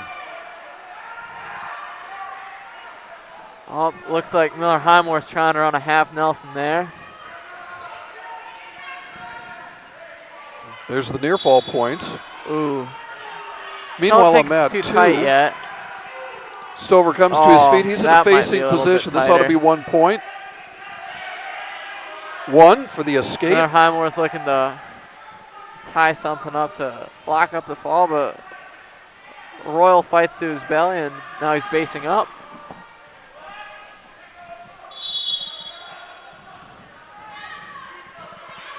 Royal's almost to his feet. He's got some space created there, which is always very important for getting out on bottom. Meanwhile, on mat 2, you have 1 minute 15 seconds left in the second period. Score 1-0 in favor of Stover, Stanley County. Oh, looks like Luff might have him in a 10 headlock seconds. here. 8 seconds.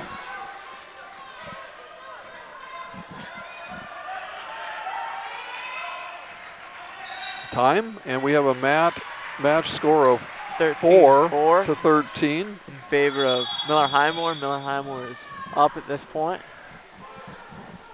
Meanwhile, in the second period, we have 49 seconds left over on mat 2. Got a score of 4-0 in favor of, never mind, 1-0. 1-0, yeah. I'm not sure what happened. They were doing like a score correction. We have blood time. Looks like Luff takes top. Working to try and run something. Well, Royal looks to have a fair amount of size and weight advantage over his opponent. I would think he would try to wear him out on top and then get him turned maybe in the last minute. I would think so. Usually you don't want to come out in front, but maybe he's looking for a front headlock or something like that. Yeah, maybe he's looking to go to a front headlock to a cradle, or maybe a twister. Meanwhile, we have 30 seconds left over here on mat 2. Stover still leads for Stanley County by a score of 1-0.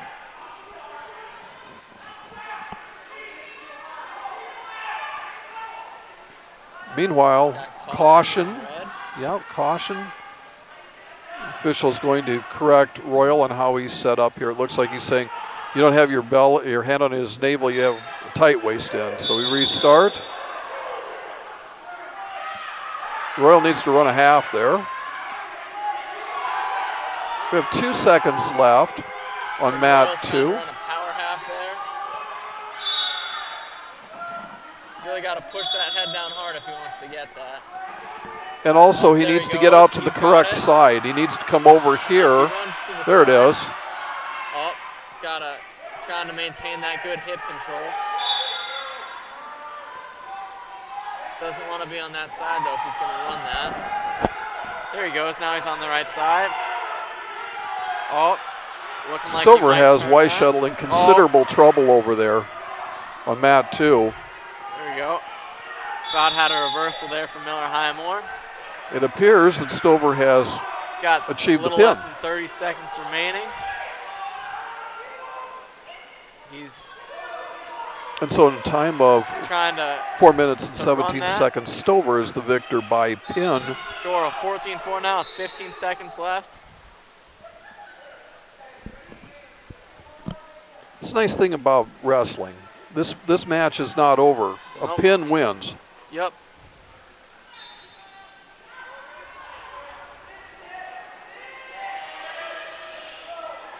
Oh, looks like 5 seconds left.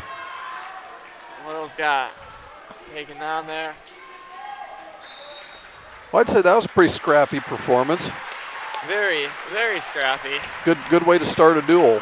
18-4 in favor of Miller Highmore. Now again tonight, we're starting by draw at 160 pounds, and it looks like we have Rory McManus on the mat. I wonder if maybe that's a slightly new thing because I don't recall doing that last year. Well, they have used it in the past. So we've got Rory McManus coming out now against. And he's bumped at 170, it says. To either Coyle or Hoffman, maybe? This got to be Hoffman. I think that's right. Rory's in on a pretty good shot there. Looking He's to deep try and on it. finish.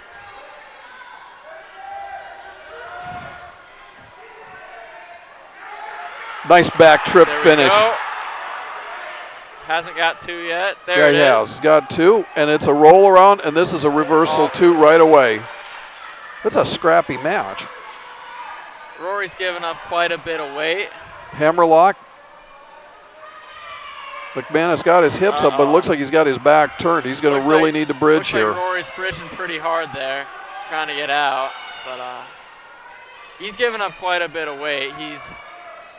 He's wrestling 160, but he's given up a little bit there. Well, and he's on the light side of that on his way in, Absolutely. too.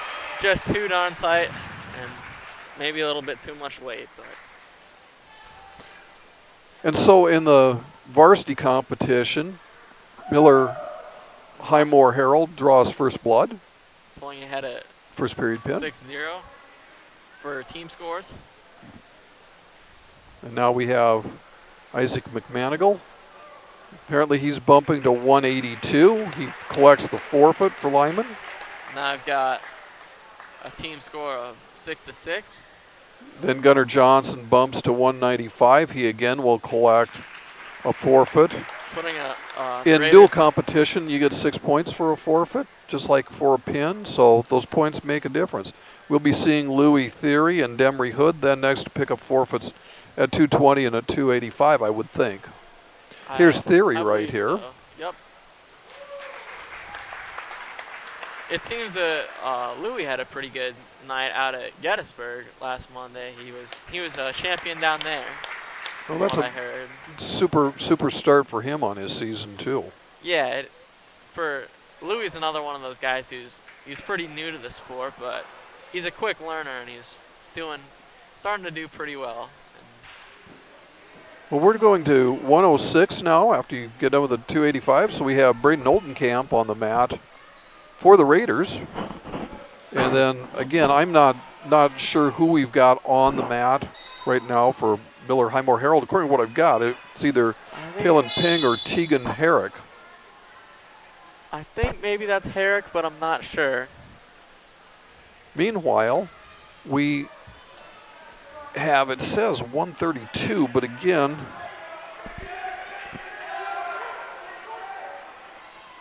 if that is in fact 132, be Trey Frost with Eli Hertz. I believe so. Tries for that ankle pick. Well, I'm kind of wondering if this isn't looks like a bump because I believe this is Chase Yellowhawk that he's wrestling. I think that's right. Looks like And Yellowhawk had a nice pin victory over Shiloh Mowry in the previous duel, so yep, we would expect this to be a pretty good head knocker. I'd believe it. And Oldenkamp loses by fall in 1 minute. Got caught in that pretty tight wing.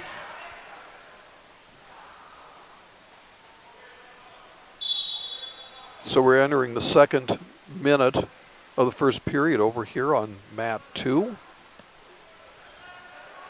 Scoreless. Yep. Looks like now we've got Hunter Collins coming out. Should be 113. Should be 113, and if this is correct, it would be Kellen Hurd at 113. I think so, but I wondered if maybe they bumped. And they could have.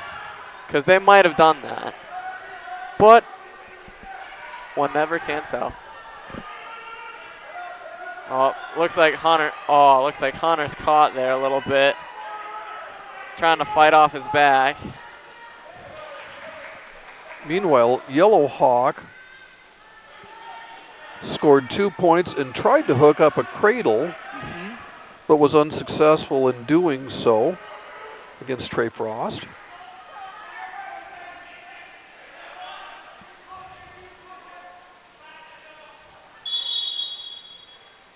We're out of time here, and we're going to start the second period.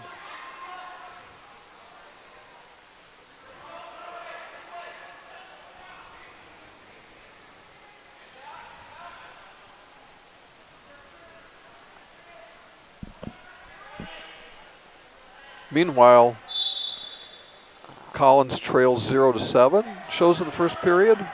Yep. Looks like Miller Highmore is running that wing pretty tight. Noticed a bit of a pattern with it. Only one count, so no near fall points. Collins builds back up again. 1, 2, 3. And victory by fall for Miller Highmore Herald. Yep, that puts a team score at 24-18 in favor of the Raiders, but... And we'll move now to 120 pounds. Looks like it's getting a little bit so closer I'm guessing that was in fact Hurd that was wrestling, because Easton Robbins here is going to receive a forfeit. A forfeit at 120 pounds. That'll put 6 more points on the scoreboard for the Raiders. And now we'll go to 126, Kellen Griffith. Unless they bump him to 32. It looks like they're going to bump Kellen to 132 so that we have a match here.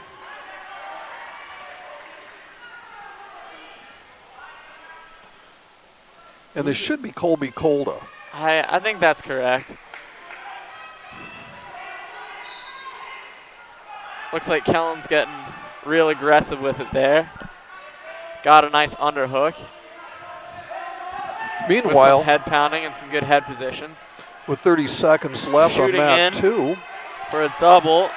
4-2. Looking to try and Yellow Hawk. turn the corner.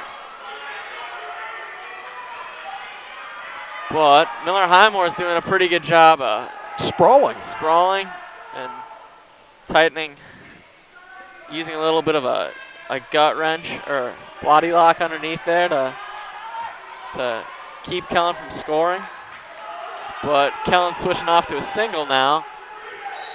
And he's going to try to elevate his hips to get around the corner. Oh, but it looks like call stalemate. Stalemate, no progress being made. Back to it. Kellen hits a nice low single there. Comes up the back door. Tried to do backdoor finish. It looks like we had locked legs there on it that. is. That can't be right. There's 2 for the Raiders. Looks like Kellen's working a chicken wing there maybe. Trying to pull him in bounds, I think. Meanwhile, it's 4-3 on mat 2 in favor of Yellow Hawk. Quite the match going on there. I think Yellow Hawk has a cradle locked up here. Kellen pulls him in and is looking to try and secure a fall there. He's got that pretty tight, but he's got to make sure that he's got weight on both shoulders. I think maybe Yellow Hawk's coach tells him, let's just get behind and pick up the 2 points for the takedown. Lyman secures our first fall, or our first fall of this duel, and putting us at a score of 36-18 right now. Meanwhile, we've got 1 minute and 15 seconds left in the third period down on mat 2. I believe the score is incorrect. I don't think it's 4-3. It should be 6-3 in favor of Yellow Hawk, Sully Buttes. And now we're down to the last minute.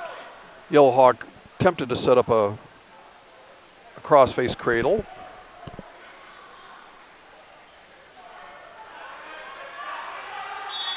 Trying to cross-face that again.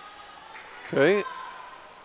Got a stalling call against Yellow Hawk. That's a warning at this point. The next time it'll cost a point.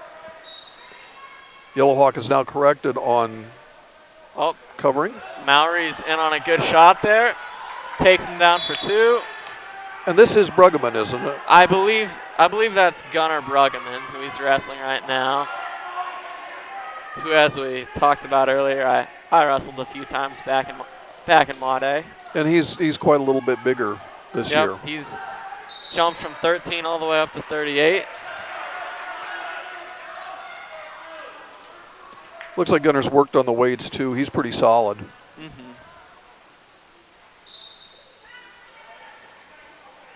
Well, Yellow Hawk continues to lead by a score of 6-3 with 13 seconds left. It's been a good night for Chase Yellow Hawk. Mowry's trying to lock up a cradle there.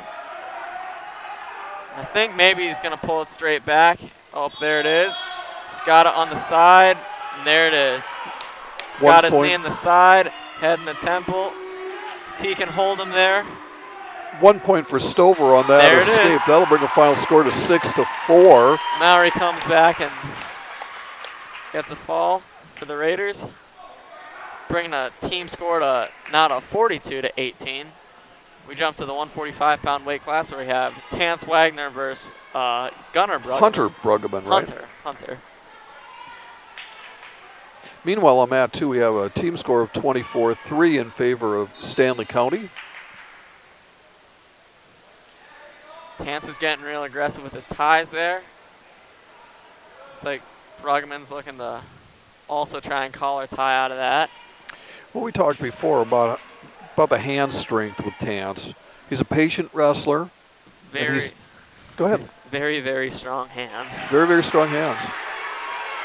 That was a good shot he got in on, too. He's going to swim up the body. There's the 2 points. Comes in, gets a nice easy 2. Now let's see if he gets off his knees, on his toes, and gets the hips knocked down.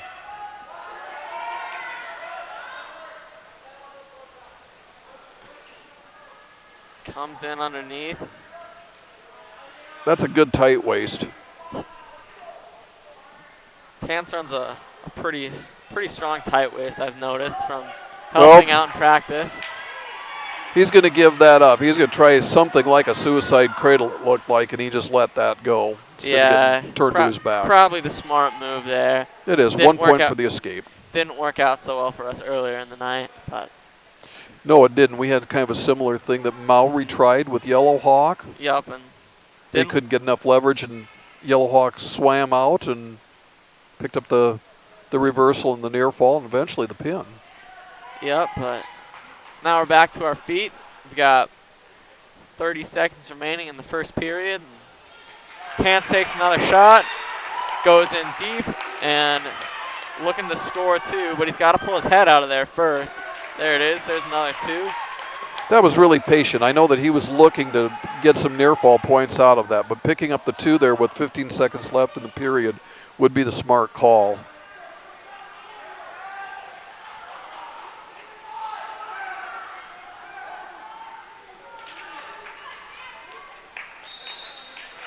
All right. Time expires in the first period with a score of 4-1 in favor of the Raiders.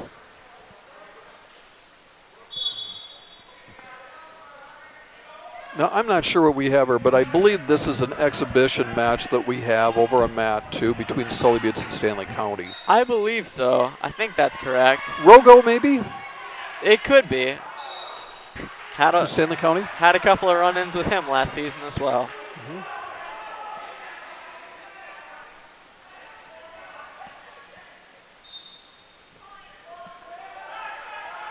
Tance is working to build up to his feet here.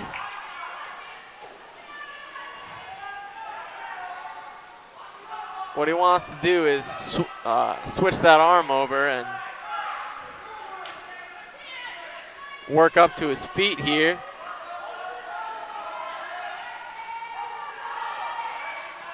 Tance needs to get back to his hips, or back onto his, get his hips up, work up to his feet, and look to score. But Bruggeman's doing a pretty good job of riding and well, he's staying aggressive with that cross face. And he's really doing a good job of keeping his hips on him. Trying to run that cradle. Hoping we can hit that counter. Up on it. Tance is smart. Tance needs to break that lock. And he does. And he does. But we have near fall points scored. 2. Puts us at a score of 4-3. We really need to get our hips up from underneath us and work getting out here. Meanwhile, in this exhibition, we have he's doing a good job of keeping his weight on him. Oh, he's got that cradle locked up again. Tance is working at breaking that lock. Tance, I think, about has that. Yep, the lock's broke. Oh, but he's got his ankle hooked there. Needs to keyhole that. Trying to run a butcher into maybe a Turk now. Now he's looking back to lock that cradle up again. 5 seconds.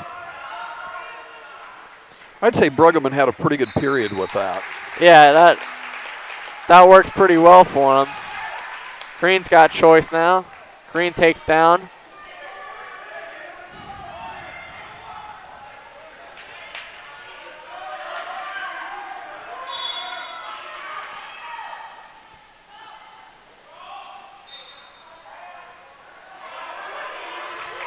Tance is staying behind him pretty well.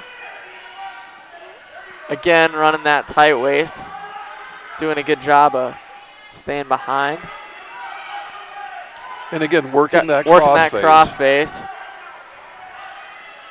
He's got that arm locked, looking like maybe he's going to try and go for a busher. Oh, no, I think he's got that cradle locked up. Oh, but again, tried to suicide that. Yep. But he rolls out before they can get any back points on it. However, he does lose the lead here and now trails by a score of 4-5. Bruggeman is trying to get him stretched out for the near fall here. He's yanking on that arm pretty good. Now he's got his hip resituated. He's got that locked up pretty tight. And there's the fall. There's the pin. So with 1:07 left in the third period, Hunter Bruggeman comes away with a pinfall victory over Tance Wagner. Putting the team scores at 42-24.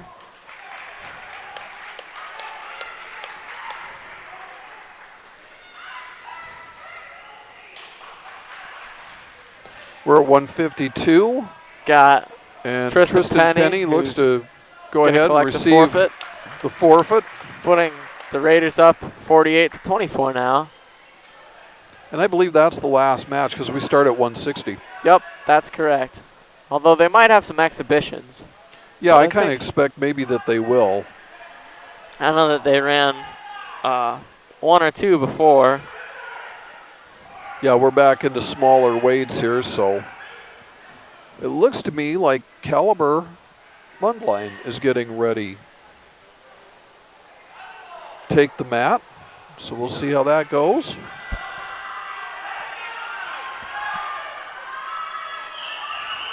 Time is out, and I don't know what's going on over here on mat 2. Looks like it's a pretty competitive match going on, though. Oh, this is a dandy over here on mat 2. Yep. We'll go to the third period with 2 minutes left. And I don't know if we have a corrected score, but it looks like it's currently 8-6 in favor of Stanley County.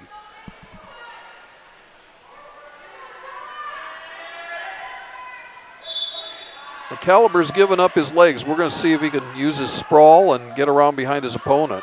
Oh, he's doing a good job of using that gut wrench lock to try and stop the Miller Highmore wrestler from getting around, but looks like he might give up 2. He did indeed, because Miller Highmore was able to get to the far knee, block that off, and come around behind. Miller Highmore is up 2-0 now.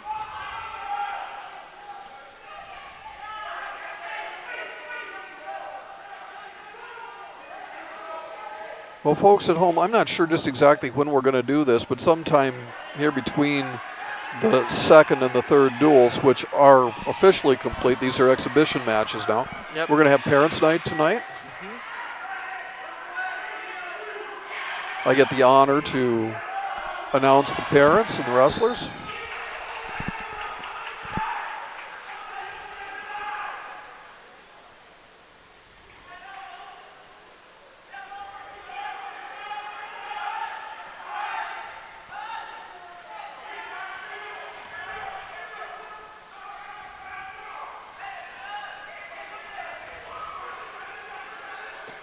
Well, while we've got the time, we need to make a shout out to our IT man here. Matt Bunker runs the Raiders Live for the school, and there isn't a finer fellow on the planet, more knowledgeable person to have on staff.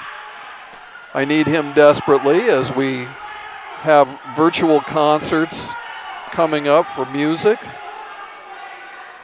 The virtual band instrumental music concert is going to be scheduled for Tuesday, the 22nd of December, and we're looking to air that at 7 o'clock. So if you're listening to this broadcast at home, look for that. That'll be by copyright a one-time performance. Looks like we've got Royal Luff coming up again for an exhibition match.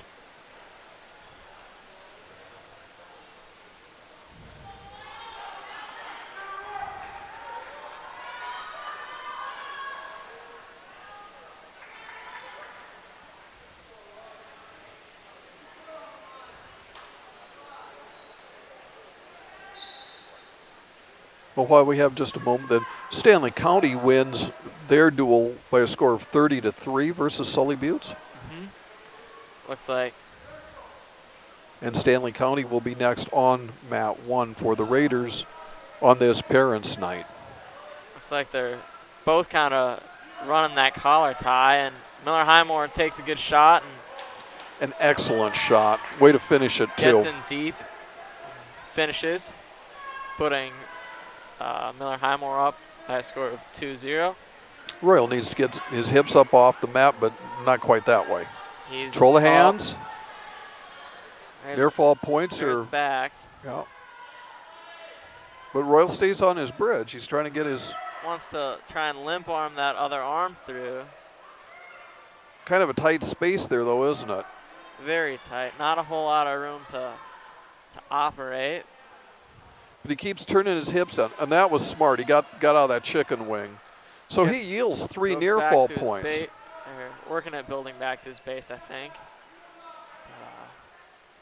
Miller Highmore's doing a good job of keeping that arm locked up. Looking to run a monkey tail tilt, maybe. Oh, yeah. Which is pretty effective, but. Royal did a nice job, though, moving his hips, putting his near hip down and fighting that off. Yup, and working to get back to maybe his feet here, but. Meanwhile, over on mat 2, they're cleaning the surface. Again, all efforts are being made in terms of mitigation to keep our athletes and our fans as safe as we can in this pandemic. We have 16 seconds left here in this first period. Yep, it's looking like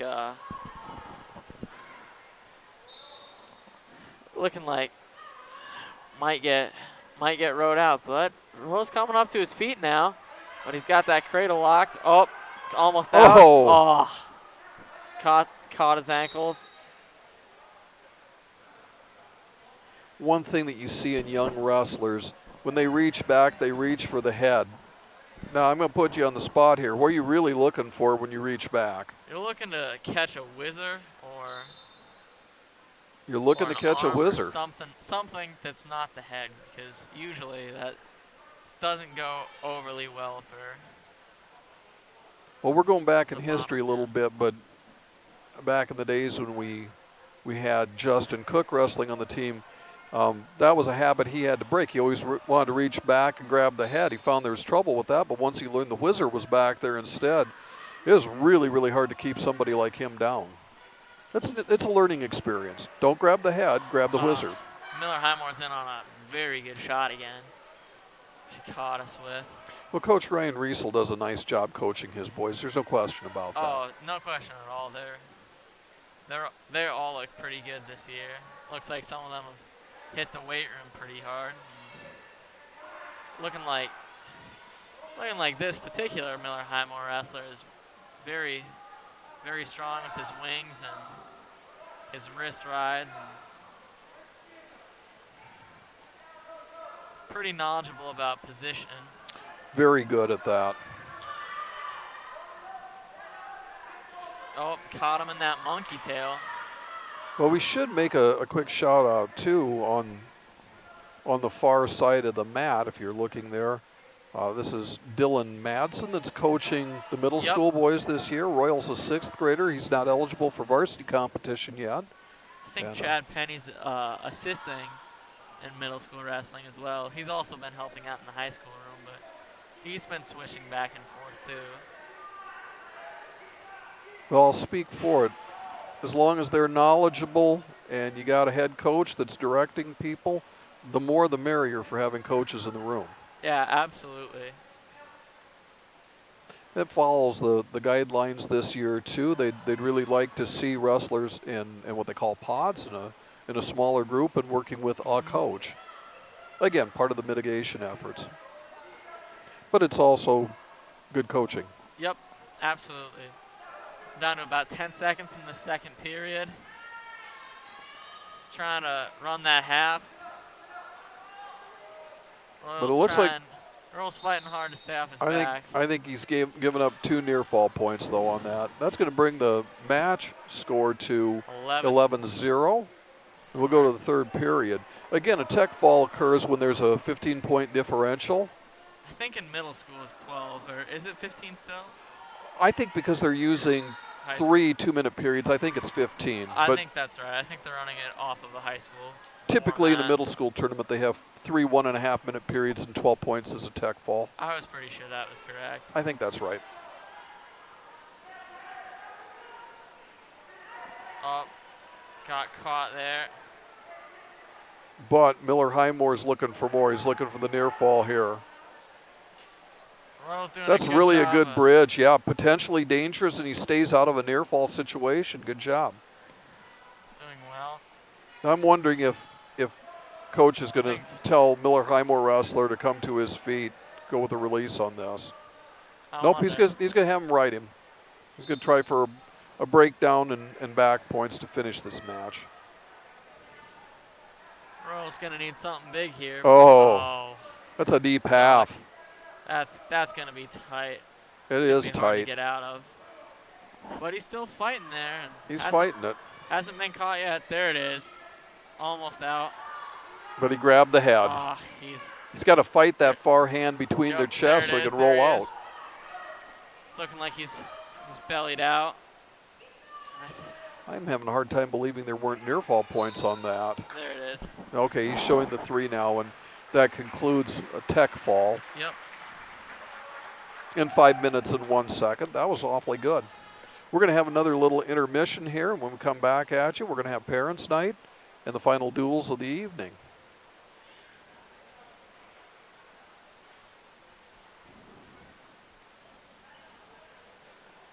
I believe that concludes round 2. Or maybe not. Looks like Aiden's getting strapped up and like he's getting ready to go. Maybe he's got a match. No, you're right. He's getting his headgear on. I'm wondering who they're going to wrestle him against. Maybe Coach Madsen. What do you think?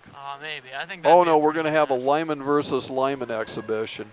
So we have we've got Max Schindler. Yep, Max Schindler and Aiden Brackey. Yeah. Max, I think, wrestled maybe a little bit of AAU and then took a brief break, but now he's back to it, and he's been in the middle school program now. And I believe this will be the last exhibition as we see Miller Highmore Harold clearing out. Moving over back to mat 2.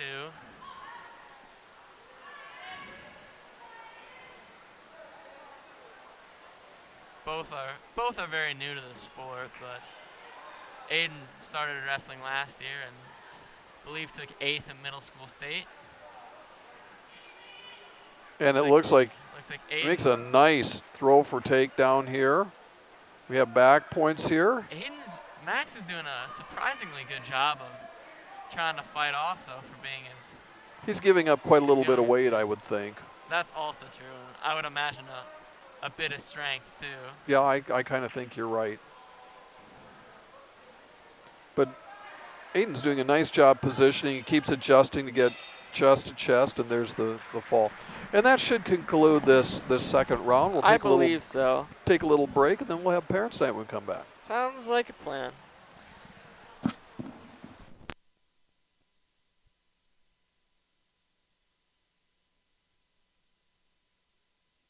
Full year. Now that's peace of mind. Those other guys don't do that. Harry K. Ford. Family, friends, and Fords.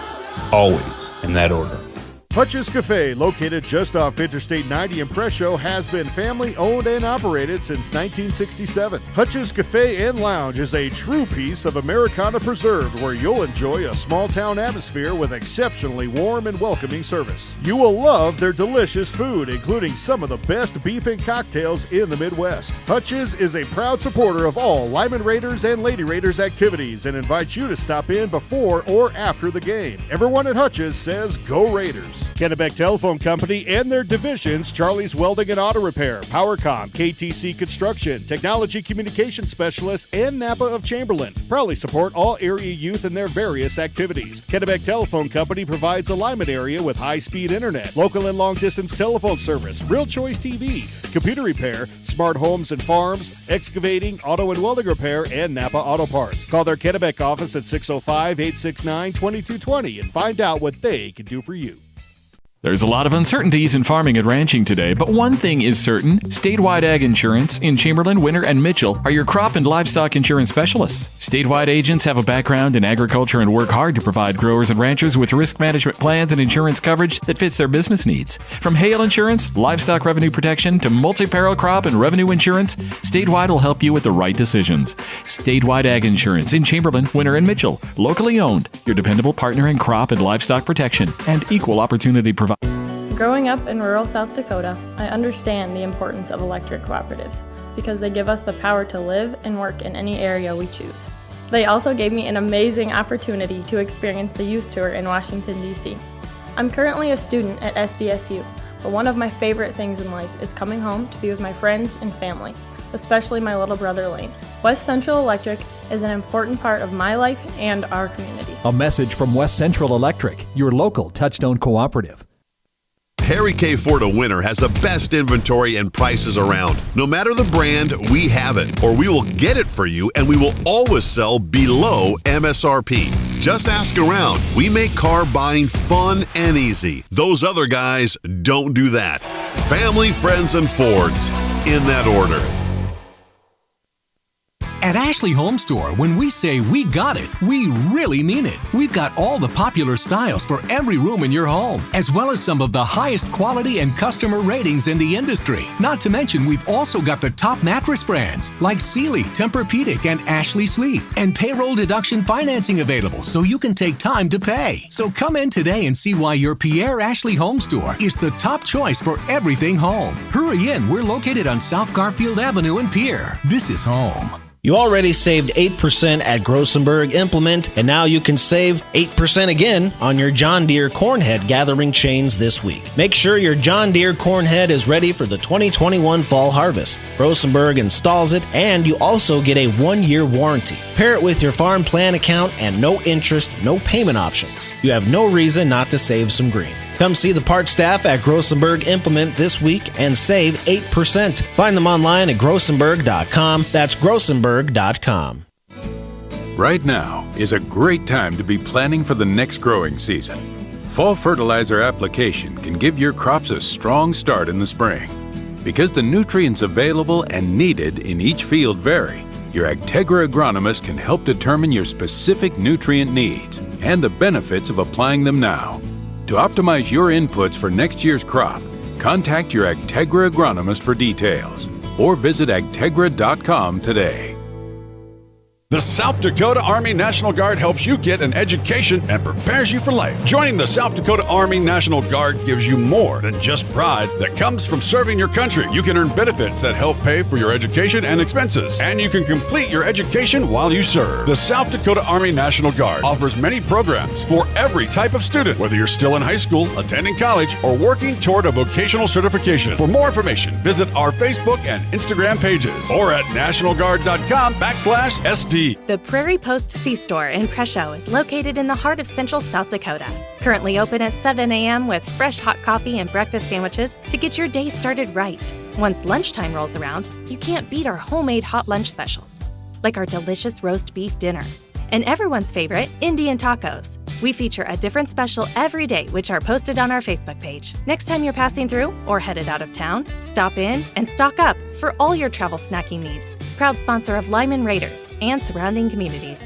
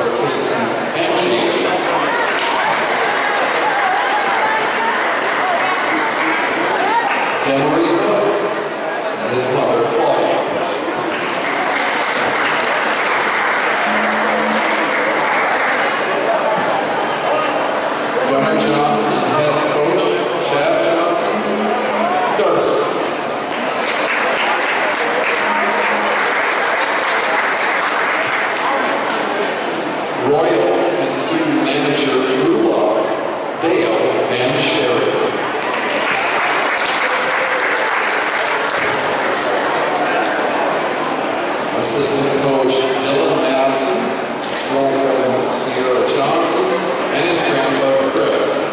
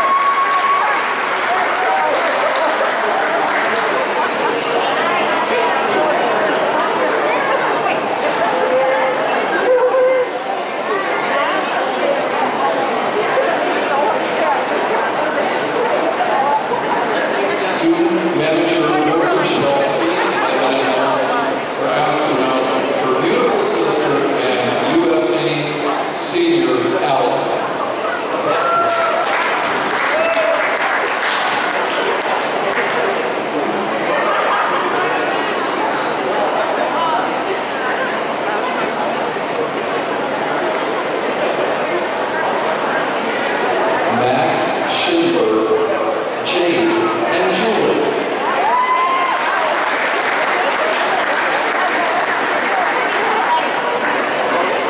I don't know if it's a maybe we need a longer June.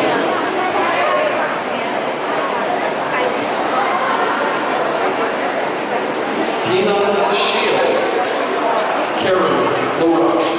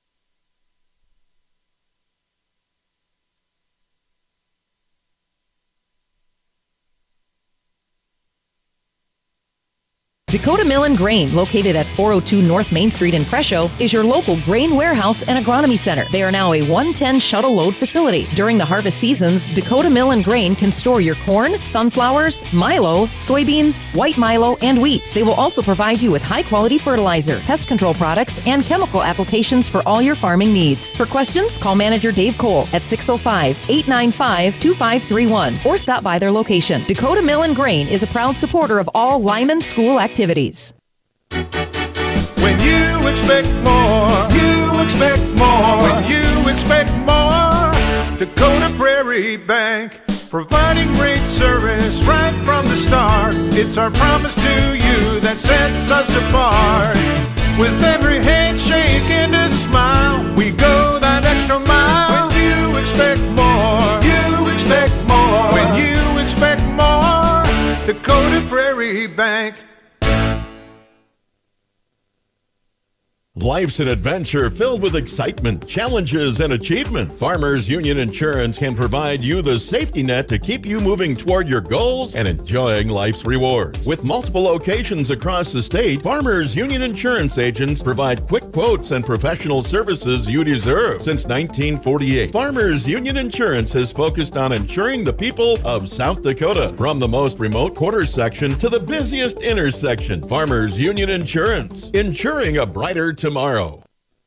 What is it you look for in your next used vehicle? Who owned this car last?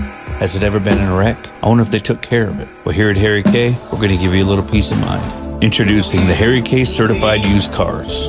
All of our certified vehicles will come with a copy of the repair order, a Carfax, 200-point inspection, 3 years of oil changes, and get this,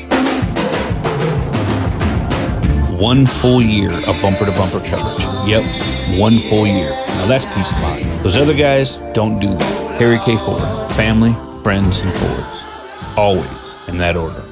Hutch's Cafe, located just off Interstate 90 in Presho, has been family-owned and operated since 1967. Hutch's Cafe and Lounge is a true piece of Americana preserved, where you'll enjoy a small-town atmosphere with exceptionally warm and welcoming service. You will love their delicious food, including some of the best beef and cocktails in the Midwest. Hutch's is a proud supporter of all Lyman Raiders and Lady Raiders activities and invites you to stop in before or after the game. Everyone at Hutch's says, "Go Raiders." Kennebec Telephone Company and their divisions, Charlie's Welding and Auto Repair, PowerCom, KTC Construction, Technology Communication Specialists, and Napa of Chamberlain proudly support all area youth in their various activities. Kennebec Telephone Company provides the Lyman area with high-speed internet, local and long-distance telephone service, Real Choice TV, computer repair, smart homes and farms, excavating, auto and welding repair, and Napa Auto Parts. Call their Kennebec office at 605-869-2220 and find out what they can do for you. There's a lot of uncertainties in farming and ranching today, but one thing is certain. Statewide Ag Insurance in Chamberlain, Winter, and Mitchell are your crop and livestock insurance specialists. Statewide agents have a background in agriculture and work hard to provide growers and ranchers with risk management plans and insurance coverage that fits their business needs. From hail insurance, livestock revenue protection, to multi-peril crop and revenue insurance, Statewide will help you with the right decisions. Statewide Ag Insurance in Chamberlain, Winter, and Mitchell. Locally owned, your dependable partner in crop and livestock protection and equal opportunity provider. Growing up in rural South Dakota, I understand the importance of electric cooperatives because they give us the power to live and work in any area we choose. They also gave me an amazing opportunity to experience the youth tour in Washington, D.C. I'm currently a student at SDSU, but one of my favorite things in life is coming home to be with my friends and family, especially my little brother Lane. West Central Electric is an important part of my life and our community. A message from West Central Electric, your local Touchstone cooperative.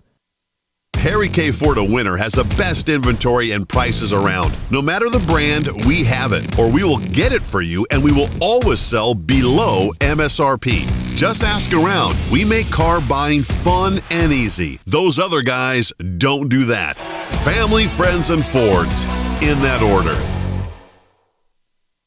At Ashley Home Store, when we say we got it, we really mean it. We've got all the popular styles for every room in your home, as well as some of the highest quality and customer ratings in the industry. Not to mention, we've also got the top mattress brands like Sealy, Tempur-Pedic, and Ashley Sleep, and payroll deduction financing available so you can take time to pay. So come in today and see why your Pierre Ashley Home Store is the top choice for everything home. Hurry in, we're located on South Garfield Avenue in Pierre. This is home. You already saved 8% at Grossenberg Implement, and now you can save 8% again on your John Deere Cornhead gathering chains this week. Make sure your John Deere Cornhead is ready for the 2021 fall harvest. Grossenberg installs it, and you also get a 1-year warranty. Pair it with your farm plan account and no interest, no payment options. You have no reason not to save some green. Come see the parts staff at Grossenberg Implement this week and save 8%. Find them online at grossenberg.com. That's grossenberg.com. Right now is a great time to be planning for the next growing season. Fall fertilizer application can give your crops a strong start in the spring. Because the nutrients available and needed in each field vary, your Agtegra agronomist can help determine your specific nutrient needs and the benefits of applying them now. To optimize your inputs for next year's crop, contact your Agtegra agronomist for details or visit agtegra.com today. The South Dakota Army National Guard helps you get an education. Concluding round of wrestling.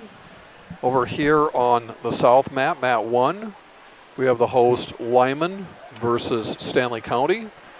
And on mat 2, the north mat, we have the Miller Highmore Herald Bandits with the Sully Buttes Chargers.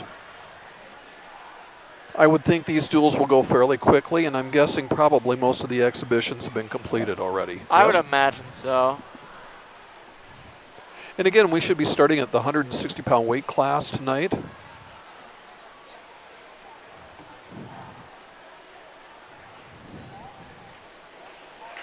Okay.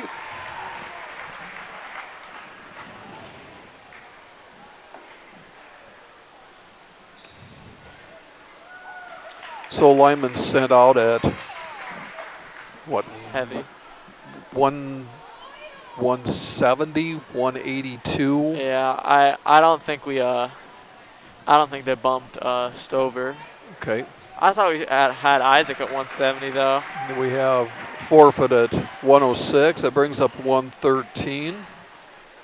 And I think this is also going to be a forfeit. Maybe. Yeah, I believe so. I show that Stanley County's open until we get to 120. Then we have Hanson and Rogo tonight. Yep. And this is Rogo that's going to take the match, or Matt, excuse me, at 120 to face Easton Robbins.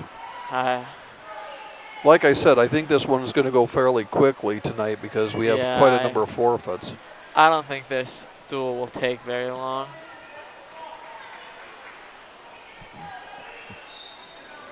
And here we go.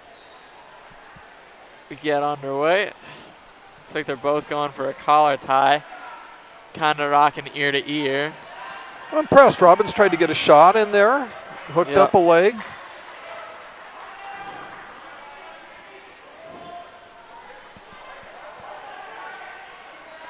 Easton needs to get his hips up. I'm sure that's what Coach Johnson is telling him too. Get your hips up. Probably. Oh, looks like. Rogo that's a tight has a half. pinning combination. That looks like a victory by fall right there. Yeah, that took 36 seconds. Yep. Team scores now are going to be sitting at 30-6. I think they're going to bump Hanson to 26 to wrestle with Kellen. Kellen Griffith. Yeah, this is a good test for Kellen, I would think. I would imagine this ought to be a pretty good match. We said, what, last year the chase was at 106, is that correct? Yep. And he placed at state? 8th or 7th. So. And I'm pretty sure he had to make a few upsets to he get did. there. He did. And he had tremendous Region 4 tournament out at Hill City. They were an excellent host, weren't they? They were. Upsetting a kid from Phillip, I think, and then wrestling that that's Logan right. Graff for finals, which is a pretty tough match. But now I understand Logan Graff is wrestling for Stevens this year? Yep, that's how it looks. Okay, there's the whizzer right there, folks.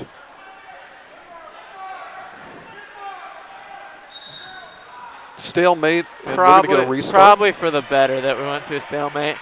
Oh, absolutely. Hanson is quite the scrambler. I remember noticing that last year, specifically at the Burt Gregory tournament, that I think it was a match against him versus a Bonham kid, and it was a very close match, but just out-scrambled him and won the match. And I think this ought to be a pretty good one. Well, and Chase appears to be, he looks like he's almost 6 inches taller than he was last year. Yeah, he looks like he's gotten quite a bit taller. He's leaner than most wrestlers. He's very developed in the chest and upper body too, but he's not a really big wrestler. So I think probably the weight increases come primarily. Oh, there's Griffith. There's that whizzer again. Using the whizzer and trying to use his try and hips. get that wrist. Oh, don't easy. try to step over a whizzer. Never a good idea. Kellen's coming back there. He's got his head there.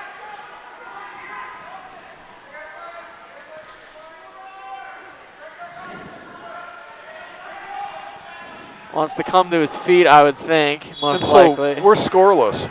Oh, there it is. Oh, rolled through. Griffith had a nice setup for that head and arm. Yep. There's the near fall points. You got to take down. Yep. Just 5 seconds left. Probably not going to be a pin here, but 3 near fall points. I would hope not. Yeah, it's always a bit of a gamble with that. Sometimes you get caught. And especially against a seasoned wrestler who's probably seen a few head and arms thrown. Absolutely. Well, yeah, Griffith's you kind really of have in to a sink hole your right now. you really have to sink your hips if you're gonna hit that. It's like Kellen's coming back, nice, good and aggressive. Go to a Russian tie here, it looks like. Doesn't have the head good head position, right? position though. Yep. Nope. Catches that shot. He's got that whizzer. Looking like Kellen's trying to.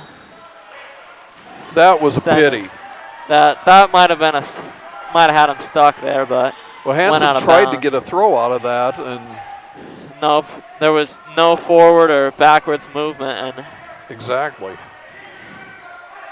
if you push, or if you throw it when it's not there, then it's frequent to get caught. Nice left side underhook here by Kellen.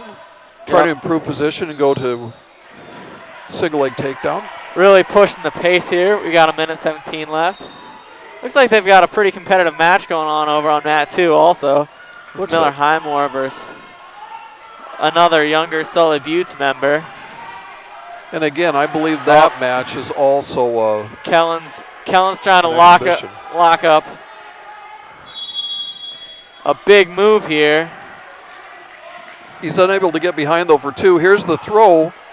Can he finish it if he gets his hips up? Oh, He's in Kellen got considerable caught trouble. there again. Needs There's the the belly. 2 points and the near fall points.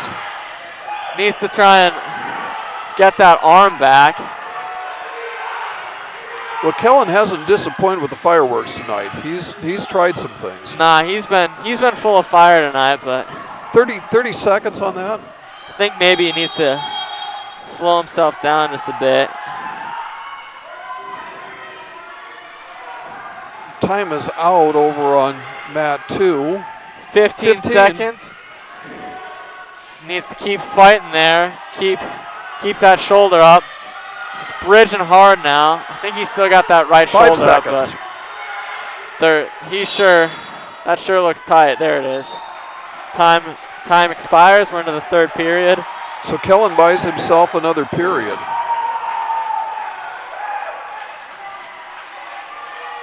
This is an exhibition match that is taking place over on mat 2. So no team score. Hansen's got a good takedown set up here. Griffith, though, is putting his hips down hard and sprawling out on him. He's got his toes planted, though, and you want to be careful of that. No, he's got his laces down now. There we good go. position. Might be time to... The throwing hasn't worked so well. Might be time to abandon that. Well, regardless We're of how about out this of turns bounds. out, this has been a really good match for Hansen. He leads 12-0. He's definitely got the 3-point near fall. Griffith is trying to get off mat and out of bounds. If that happens, there will be a technical fall and this match will be over. Yep. Hansen would like to pull him back on the mat and try for a pinfall victory.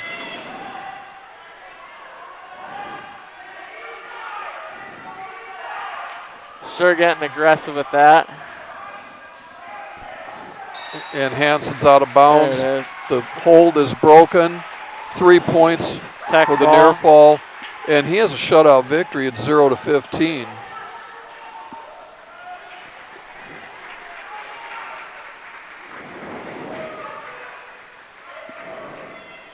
Well, we go to 32. Raiders don't have anyone at 32. I wonder if maybe they'll nope, they'll send out, who's that? Is that Colby, maybe? Something? Tayton Walker, I think. Tayton Walker, this must and be. I think maybe they're going to bump. No, they've got Colton Brady at 38. Or maybe they'll bump Ty Frost. Yep, they're gonna bump Trey Frost up here to wrestle with Shiloh Mowry. And I'm assuming they're gonna bump Colton Brady to wrestle Tance Wagner. I think that's correct. Well, you got to give yourself a chance to win if you don't put bodies against bodies. Shiloh's being very aggressive here. Yep.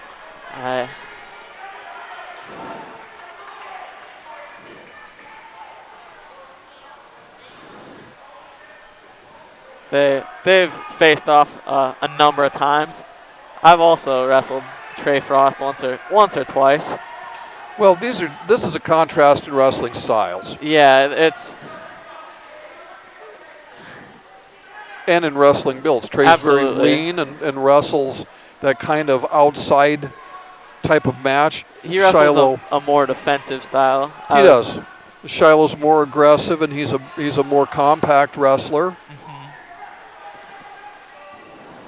2 points are awarded to Mowry for the takedown. Yep. It's looking like he's trying to dig that wrist. Run that wrist right again. Yep. Or run that into a hammer lock. Frost isn't doing a whole lot. No change as they go out of bounds. We have 52 seconds left in the first period. But you know from wrestling with Trey Frost that he's a dangerous wrestler. You can't get sloppy with him.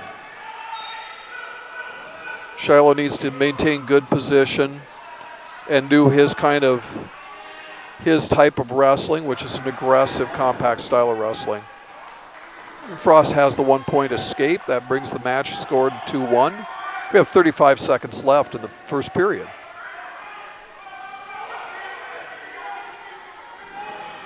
Mowry goes to the Russian. And we're off mat. 25 seconds remaining in the first period. Over on mat 2. We're in the third period. Oh, nope, that's the end of the match. And that was, again, an exhibition match. Yep. Here again, we have an attempt at a head and arm.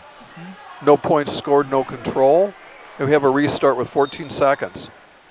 Looks like Shiloh's trying to get in real aggressive and score another 2 in the last 10 seconds. We've got 5 seconds remaining. Looking like he's trying to maybe throw it by. And we're out of time. Short. Not quite there. The team score is 17 for Stanley County, 30 for Lyman. Mowry defers and Frost takes bottom.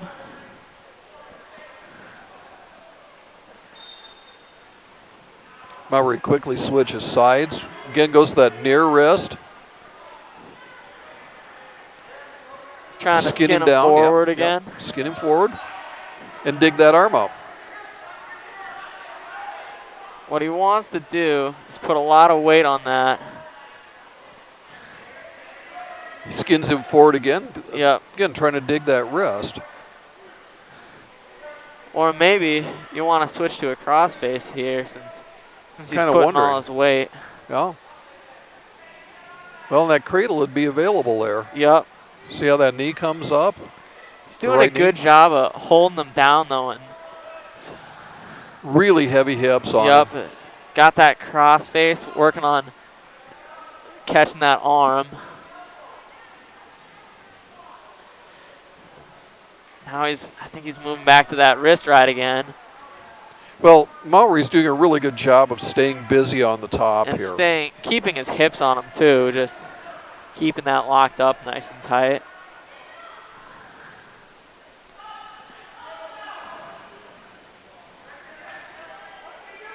Well, Frost has done a really good job of not yielding near fall points on this.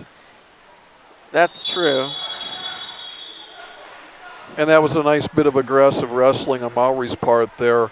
30. As Frost built up that he skinned him down and took him out of bounds for a fresh start. with it for a restart. Got 37 seconds remaining in the second period. Score is still 2-1 in favor of Mowry. Nice breakdown Throws and a nice right back to the crossface. crossface. There it is. He's got a wrist. You want to be higher on that. Trying to chop here. Should really be looking to lock there up it the is. tight waist. There's our cradle attempt.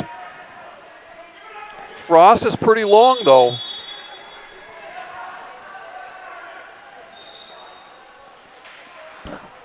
Looks like Shiloh's getting pretty aggressive right now. I was kind of concerned that he might get called though for stalling as long as Frost was on his feet. Yeah.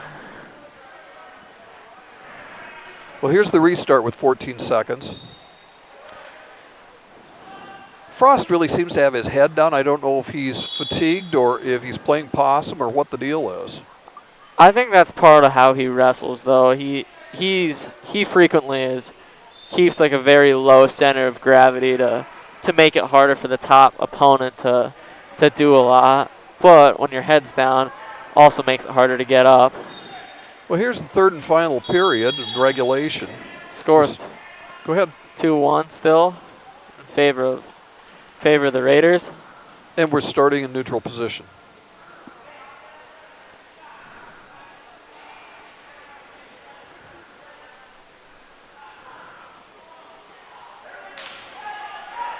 Ankle pick.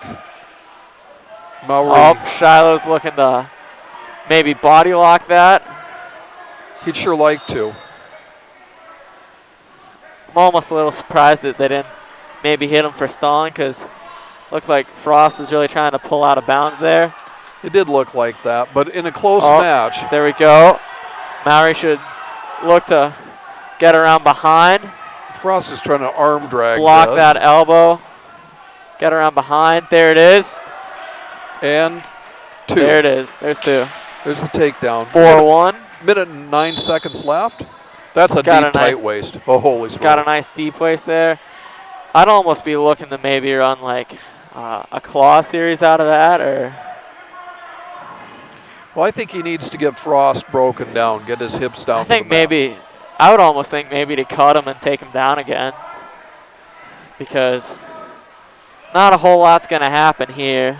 But if he cuts him, then he also has to keep in mind about not getting thrown. Well, but when you're sitting on a 3-point lead with a minute left in the match. True.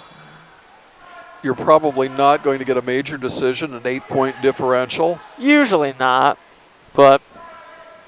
And we've seen Frost throw a headlock already. Stalling on green. I was wondering if they might call that. Maury's staying busy. That's a good crossface again. That's how this one's going to end. This isn't going to go anyplace. We've got 5 seconds left in the match. And that's the match. Maury wins 4-1 over Trey Frost, putting the score at what should be 33-17 in favor of the Raiders for team standings. So with 2 matches left, the Raiders are leading by 16 points.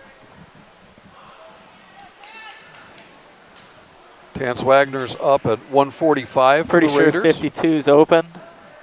I think that's right. So this should be Colton Brady, right? I believe so. I'm pretty sure this is the last match of the night, if I'm not mistaken. Yeah, this should be Colton Brady. This should be it.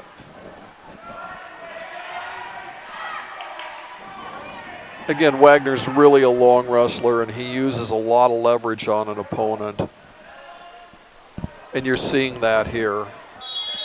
Looking like he's trying to hook up that ankle and get around the corner, right? There's the 2. There it is. There's 2.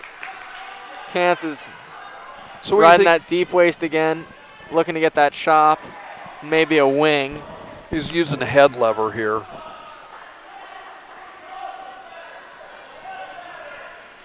And they're off. So we're going to get a restart here with 1:21 left in the first period.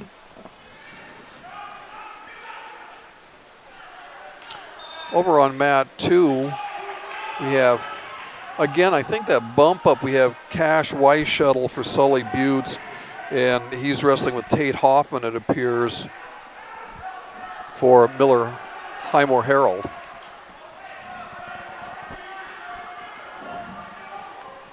And he leads 3-0. There's a nice throw. And I think there's near fall points on that. I believe so. 2, the officials indicating. So the Minute current left. score is 7-0, minute 29 left in the second Minute period. remaining in this match on Mount 1 with Wagner and Colton Brady, isn't it? Colton Brady, yeah, that's right.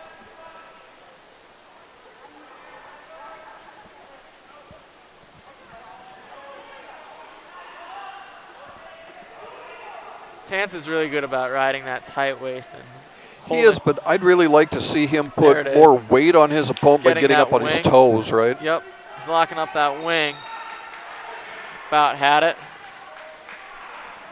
30 seconds remaining.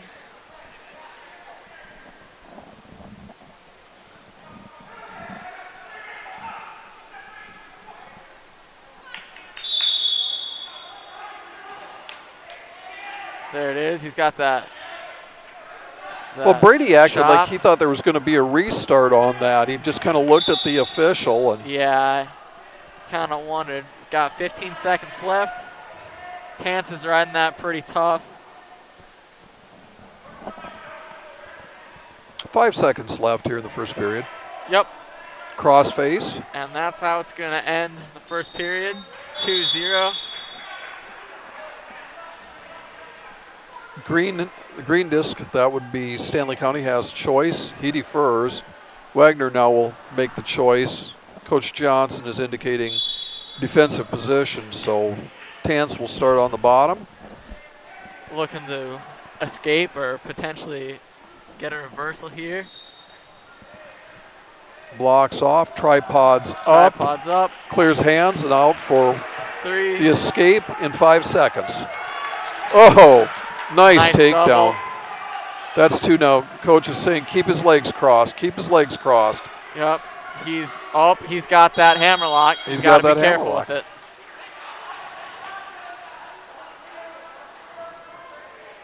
Got to watch that. Yeah, he lets it go. That's probably a good idea. Probably that was a smart move. Yeah, that was at least potentially dangerous. They were going to probably stop that.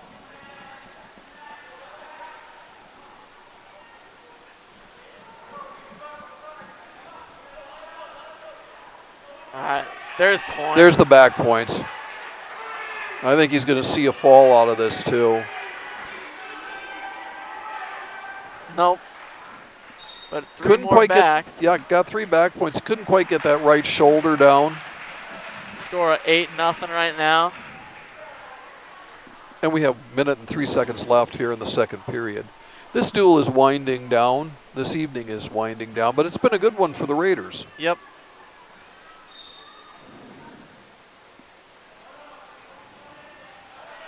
Here's kind of that head lever position again. Yep. Wagner's got his arm locked up. Brady's arm locked up pretty good. Needs to bury his half. Yep. Bury your right side half here, and I think that's what Coach Johnson's telling him to do. Bury your half. Now get out to the side and run it. Get out to the side and run it. Get your legs out there. Get out to the side and run it. It's got that deep waist in again. Oh. That chop. She's going to belly him. Well, you know you've had 6 minutes on the mat when you've wrestled with Tance. He's very strong and definitely does a good job of wearing There's guys the out. cradle. There's a cradle. We got Timber. short time here. We have 5 seconds left. That looks like a pin. It is. 2 seconds left, and Wagner locks up the fall, putting the score at 39-17.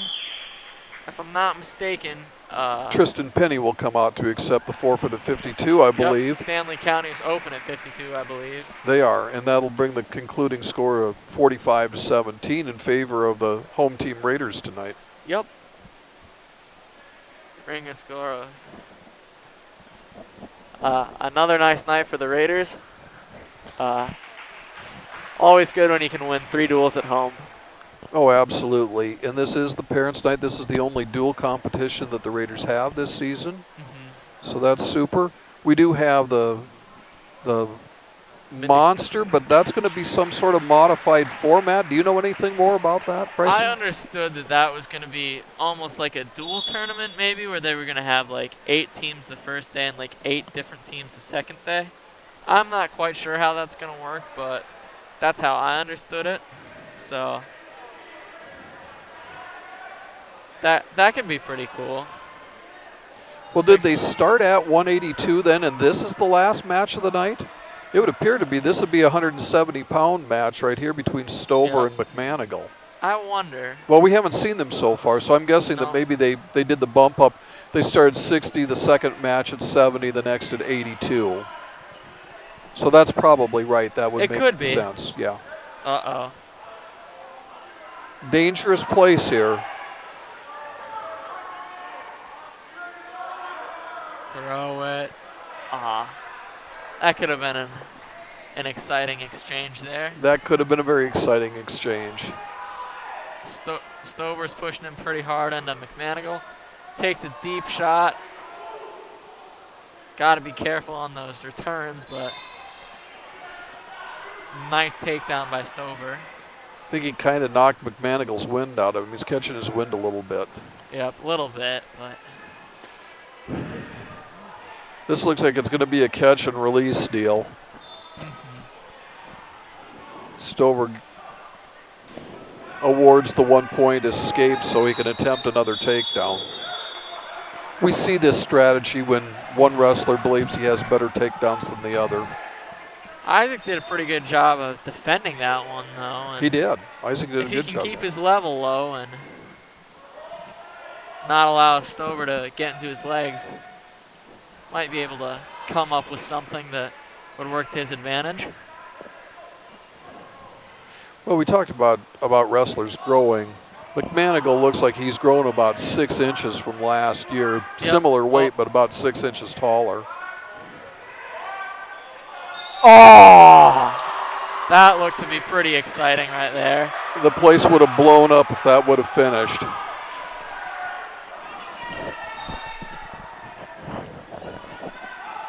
Exciting. Very, very exciting. Isaac's looking to lock up that underhook again and keep him out of there. Well, and Stover is very aggressive. Isaac's and if you get your underhook, here it is. Here's that over. Oh.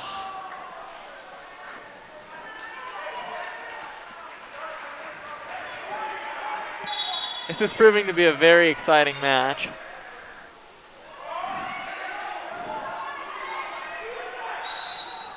Nothing there. We have 16 seconds left in the first period.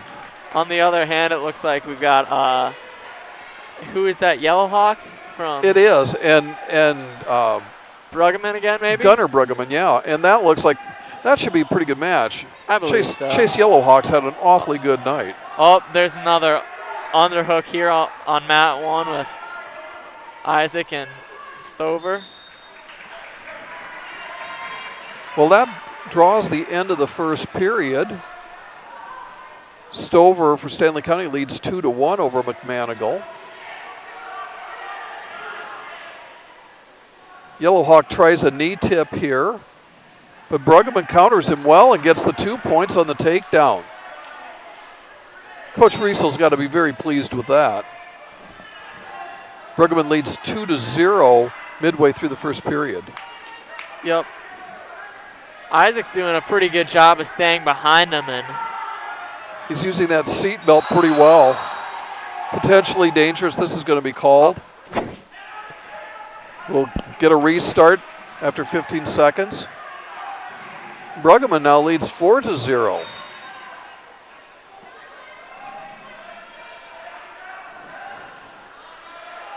Isaac needs to return him. He's going to take the stalling here, it looks to me like. I believe so. There's the caution for stalling. If he doesn't let go of him, he's going to be penalized 1 point. Yep.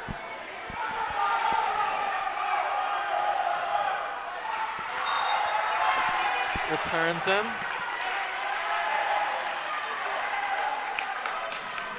And Yellowhawk with the reversal, and I believe 3 near fall points to stage a nice comeback in that first period, and now leads 5-4 over on mat 2. We're going to start in neutral position over on mat 2. Looks like Stover's looking to escape. Isaac needs to return him or cut him.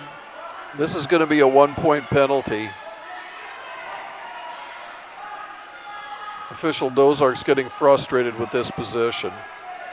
Looks like might be a reversal potentially. And it looks like into potentially a near fall situation. Isaac needs to get his arm back there.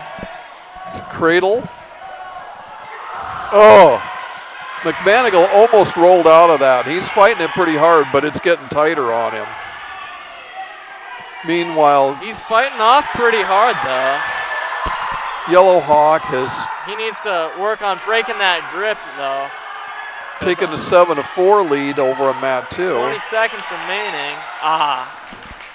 Shoot. There's the victory by fall for Levi Stover in this match.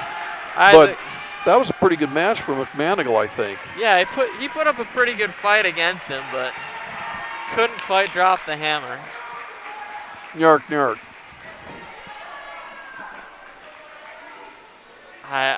I believe that concludes the duel, but there might be some exhibitions.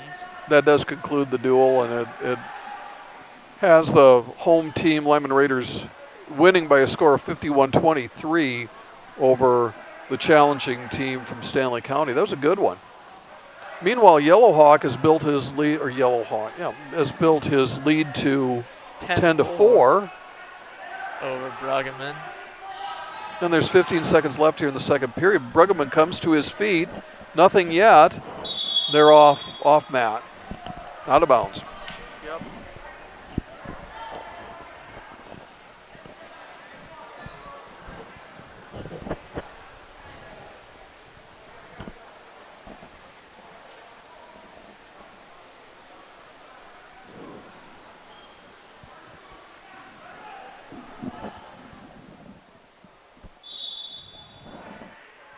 On the restart, here we go. There's 5 seconds left in the second period. Bruggeman looks to be covering up here. And we'll get one more period to decide the victor in this one.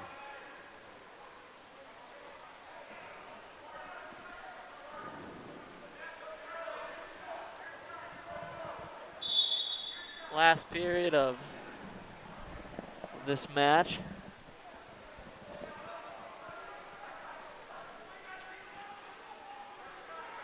Oh, Chase Yellowhawk is in deep again on that double. Takedown 2. He's got a really good butcher there. His crossface is just brutal. Yeah, he's putting in work on it, I'll give it that. If he wants that crossface cradle, we have a bent knee on the far side here by Bruggeman, and I just have a feeling he's going to try to tighten it up and run that cradle. I believe that's correct. No, he's let it go now. Now I go back to it again. Now he's Bruggeman builds up. Score a 12-4. Hips away. Does a good job at knowing where his weight is.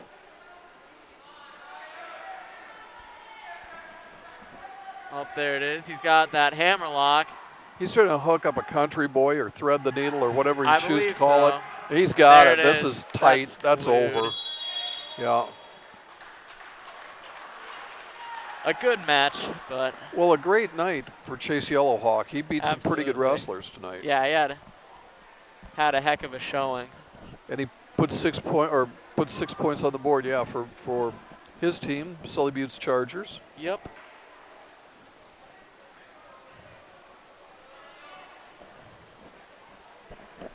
And I believe that is what's left of the Charger lineup. So I think maybe we got... This is Hunter Bruggeman that's taking a forfeit at, what do we have, the 152-pound weight class. Looks like on mat 1 we have Max Schindler and Caliber Mundline. Yeah. Yeah. So should be an exciting match. Both are very new to the sport. It looks like Miller Highmore Herald is going to have an exhibition of some sort down on mat 2 as well. But the varsity competitions are concluded for the night. That is correct.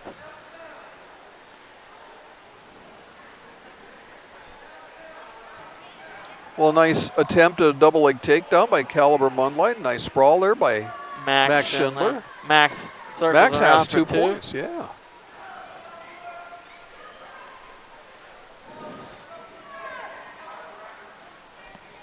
And a nice half. Caliber peels that off. That was pretty good.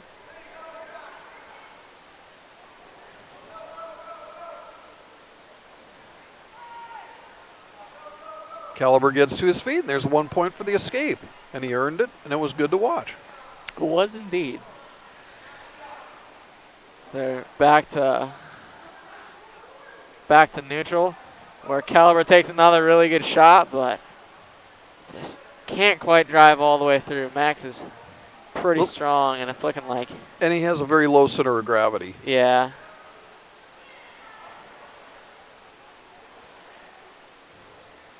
Max is trying to bring him back over. And he does for 2 points. Yep. Locks up another 2 back points, putting us at a score of 6-1. We've got another match going on over here on mat 2 with exhibition match. Yeah. Sully Buttes. Youngin versus, I think Max put in a decent half. He rolled Caliber over. Looks pretty tight, but I think he might be fighting out. Looking to belly here. There's 1 second left. There you go. Time expires. 3 more near fall points. Score of 9-1.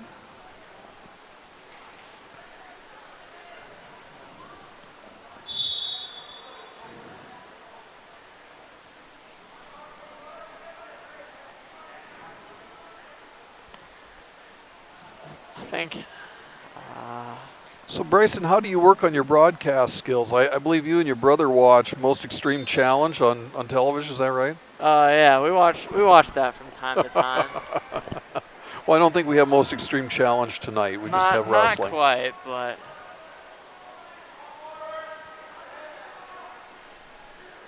looked like we had a pretty good match. Yeah. Oh, that looks like that one might be. That one might be That one might be pretty tight, and Caliber might struggle to get out. Yep. Well, we want to thank our IT man again, Matt Bunker, for running tonight's broadcast. It's always a pleasure working with Matt.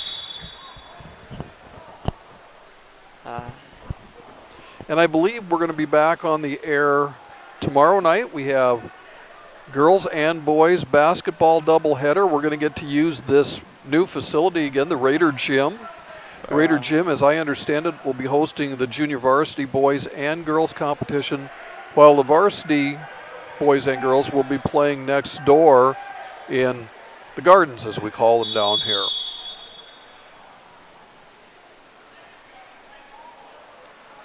And the wrestlers are at Gregory this weekend, I believe? Yep. They go down to Gregory for the invite down there, where should be a good competition.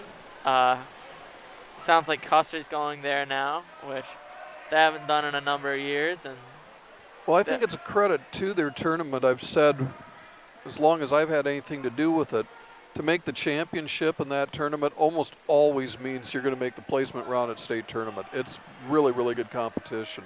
That one's usually a tough one. So is the Salem tournament. That one also stands out as being one of the tougher tournaments. Along with Big Dakota Conference always has really tough competition. Yeah, too. The Big Dakota is always a good setup for the regions. Those are kind of the big three. If you can place at one of those, you can probably place at state.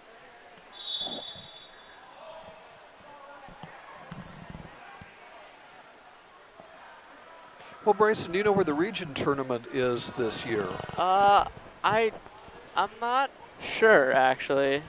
Well, see, I think everything kind of got turned on its ear because of the pandemic. Uh-huh. I believe it was supposed to be a combined A and B, and I believe that was going to be hosted by Stevens High School, but That's I'm how not it's been certain that previously.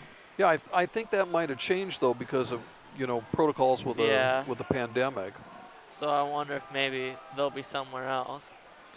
Hill Well, City had a nice enough gym for it, though. Oh, they have a wonderful location. I think, though, that we really enjoyed wrestling in Hill City last year. Hill City was all right. They have a beautiful facility there. Stevens was nice enough. I liked wrestling in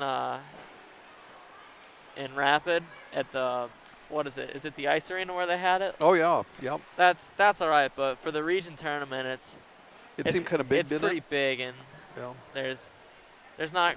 I feel like there's not quite enough wrestling that goes on at the region tournament for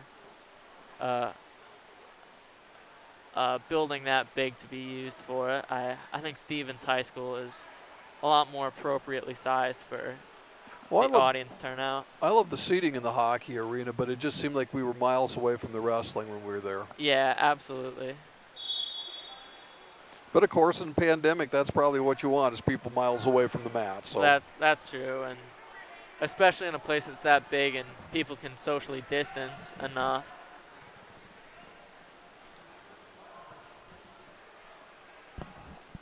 But, should be a good, exciting weekend for the Raiders, and hopefully a good day of basketball tomorrow in both gyms for the boys and girls, JV and varsity. Absolutely.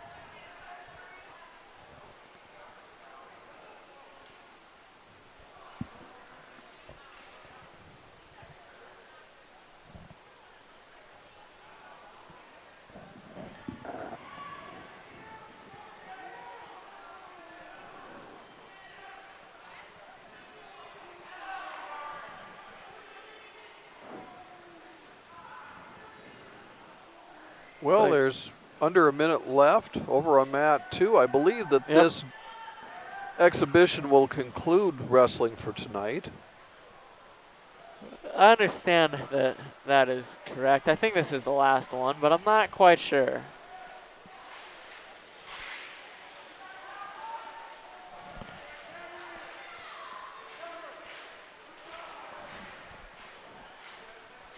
Three near fall points, about 30 seconds left. Looks like more near fall points here with a different hold. That's going to rack up another 3. Putting the score at 11-0. And there's 15 seconds left. 10 seconds left. Yep. Well, we're going to have a second period anyway, it appears. That's how it looks right now. And time elapses. We're into period 2. We're going to start in neutral position with a score of 11-0 in favor of Highmore. Harold Miller. Yep. 2, takedown. Score is 13-0. One more tip or tilt or near fall, and this one will be over via tech fall unless there is a pinfall finish. Which it's looking like there might be another turn in the works here. He's got armbar here. Chicken wing there, and hope he limp arms out. There's one. Nope. Not enough to count time. Driving forward over his wrist. There it is. Power up a half here. Get out to the side, maybe. Well, his opponent's having nothing to do with it. He's not going to go over easy. There's a half again out to the side. 1, 2. Okay, this is also a near fall. What are we going to do now?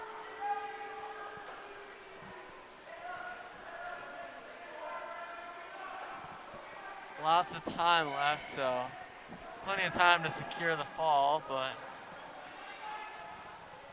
nice bridge. Sully Buttes is sure working hard to try and As a fight coach, to not give up that pin. As a coach, you love to see that.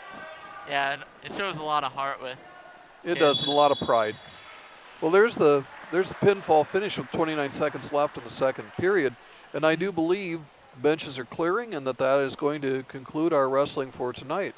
So for Lyman Schools, Lyman Raider Wrestling, we thank you for watching our broadcast tonight, and we will bring you basketball competition tomorrow at the Gardens and here at the Raider Gym as well. Yep. And again, one last plug for the instrumental music concert that will be broadcast on Tuesday, the 22nd of December, and we're looking at a 7 o'clock start time on that. Thanks again for attending our broadcast tonight. Goodbye. Good night.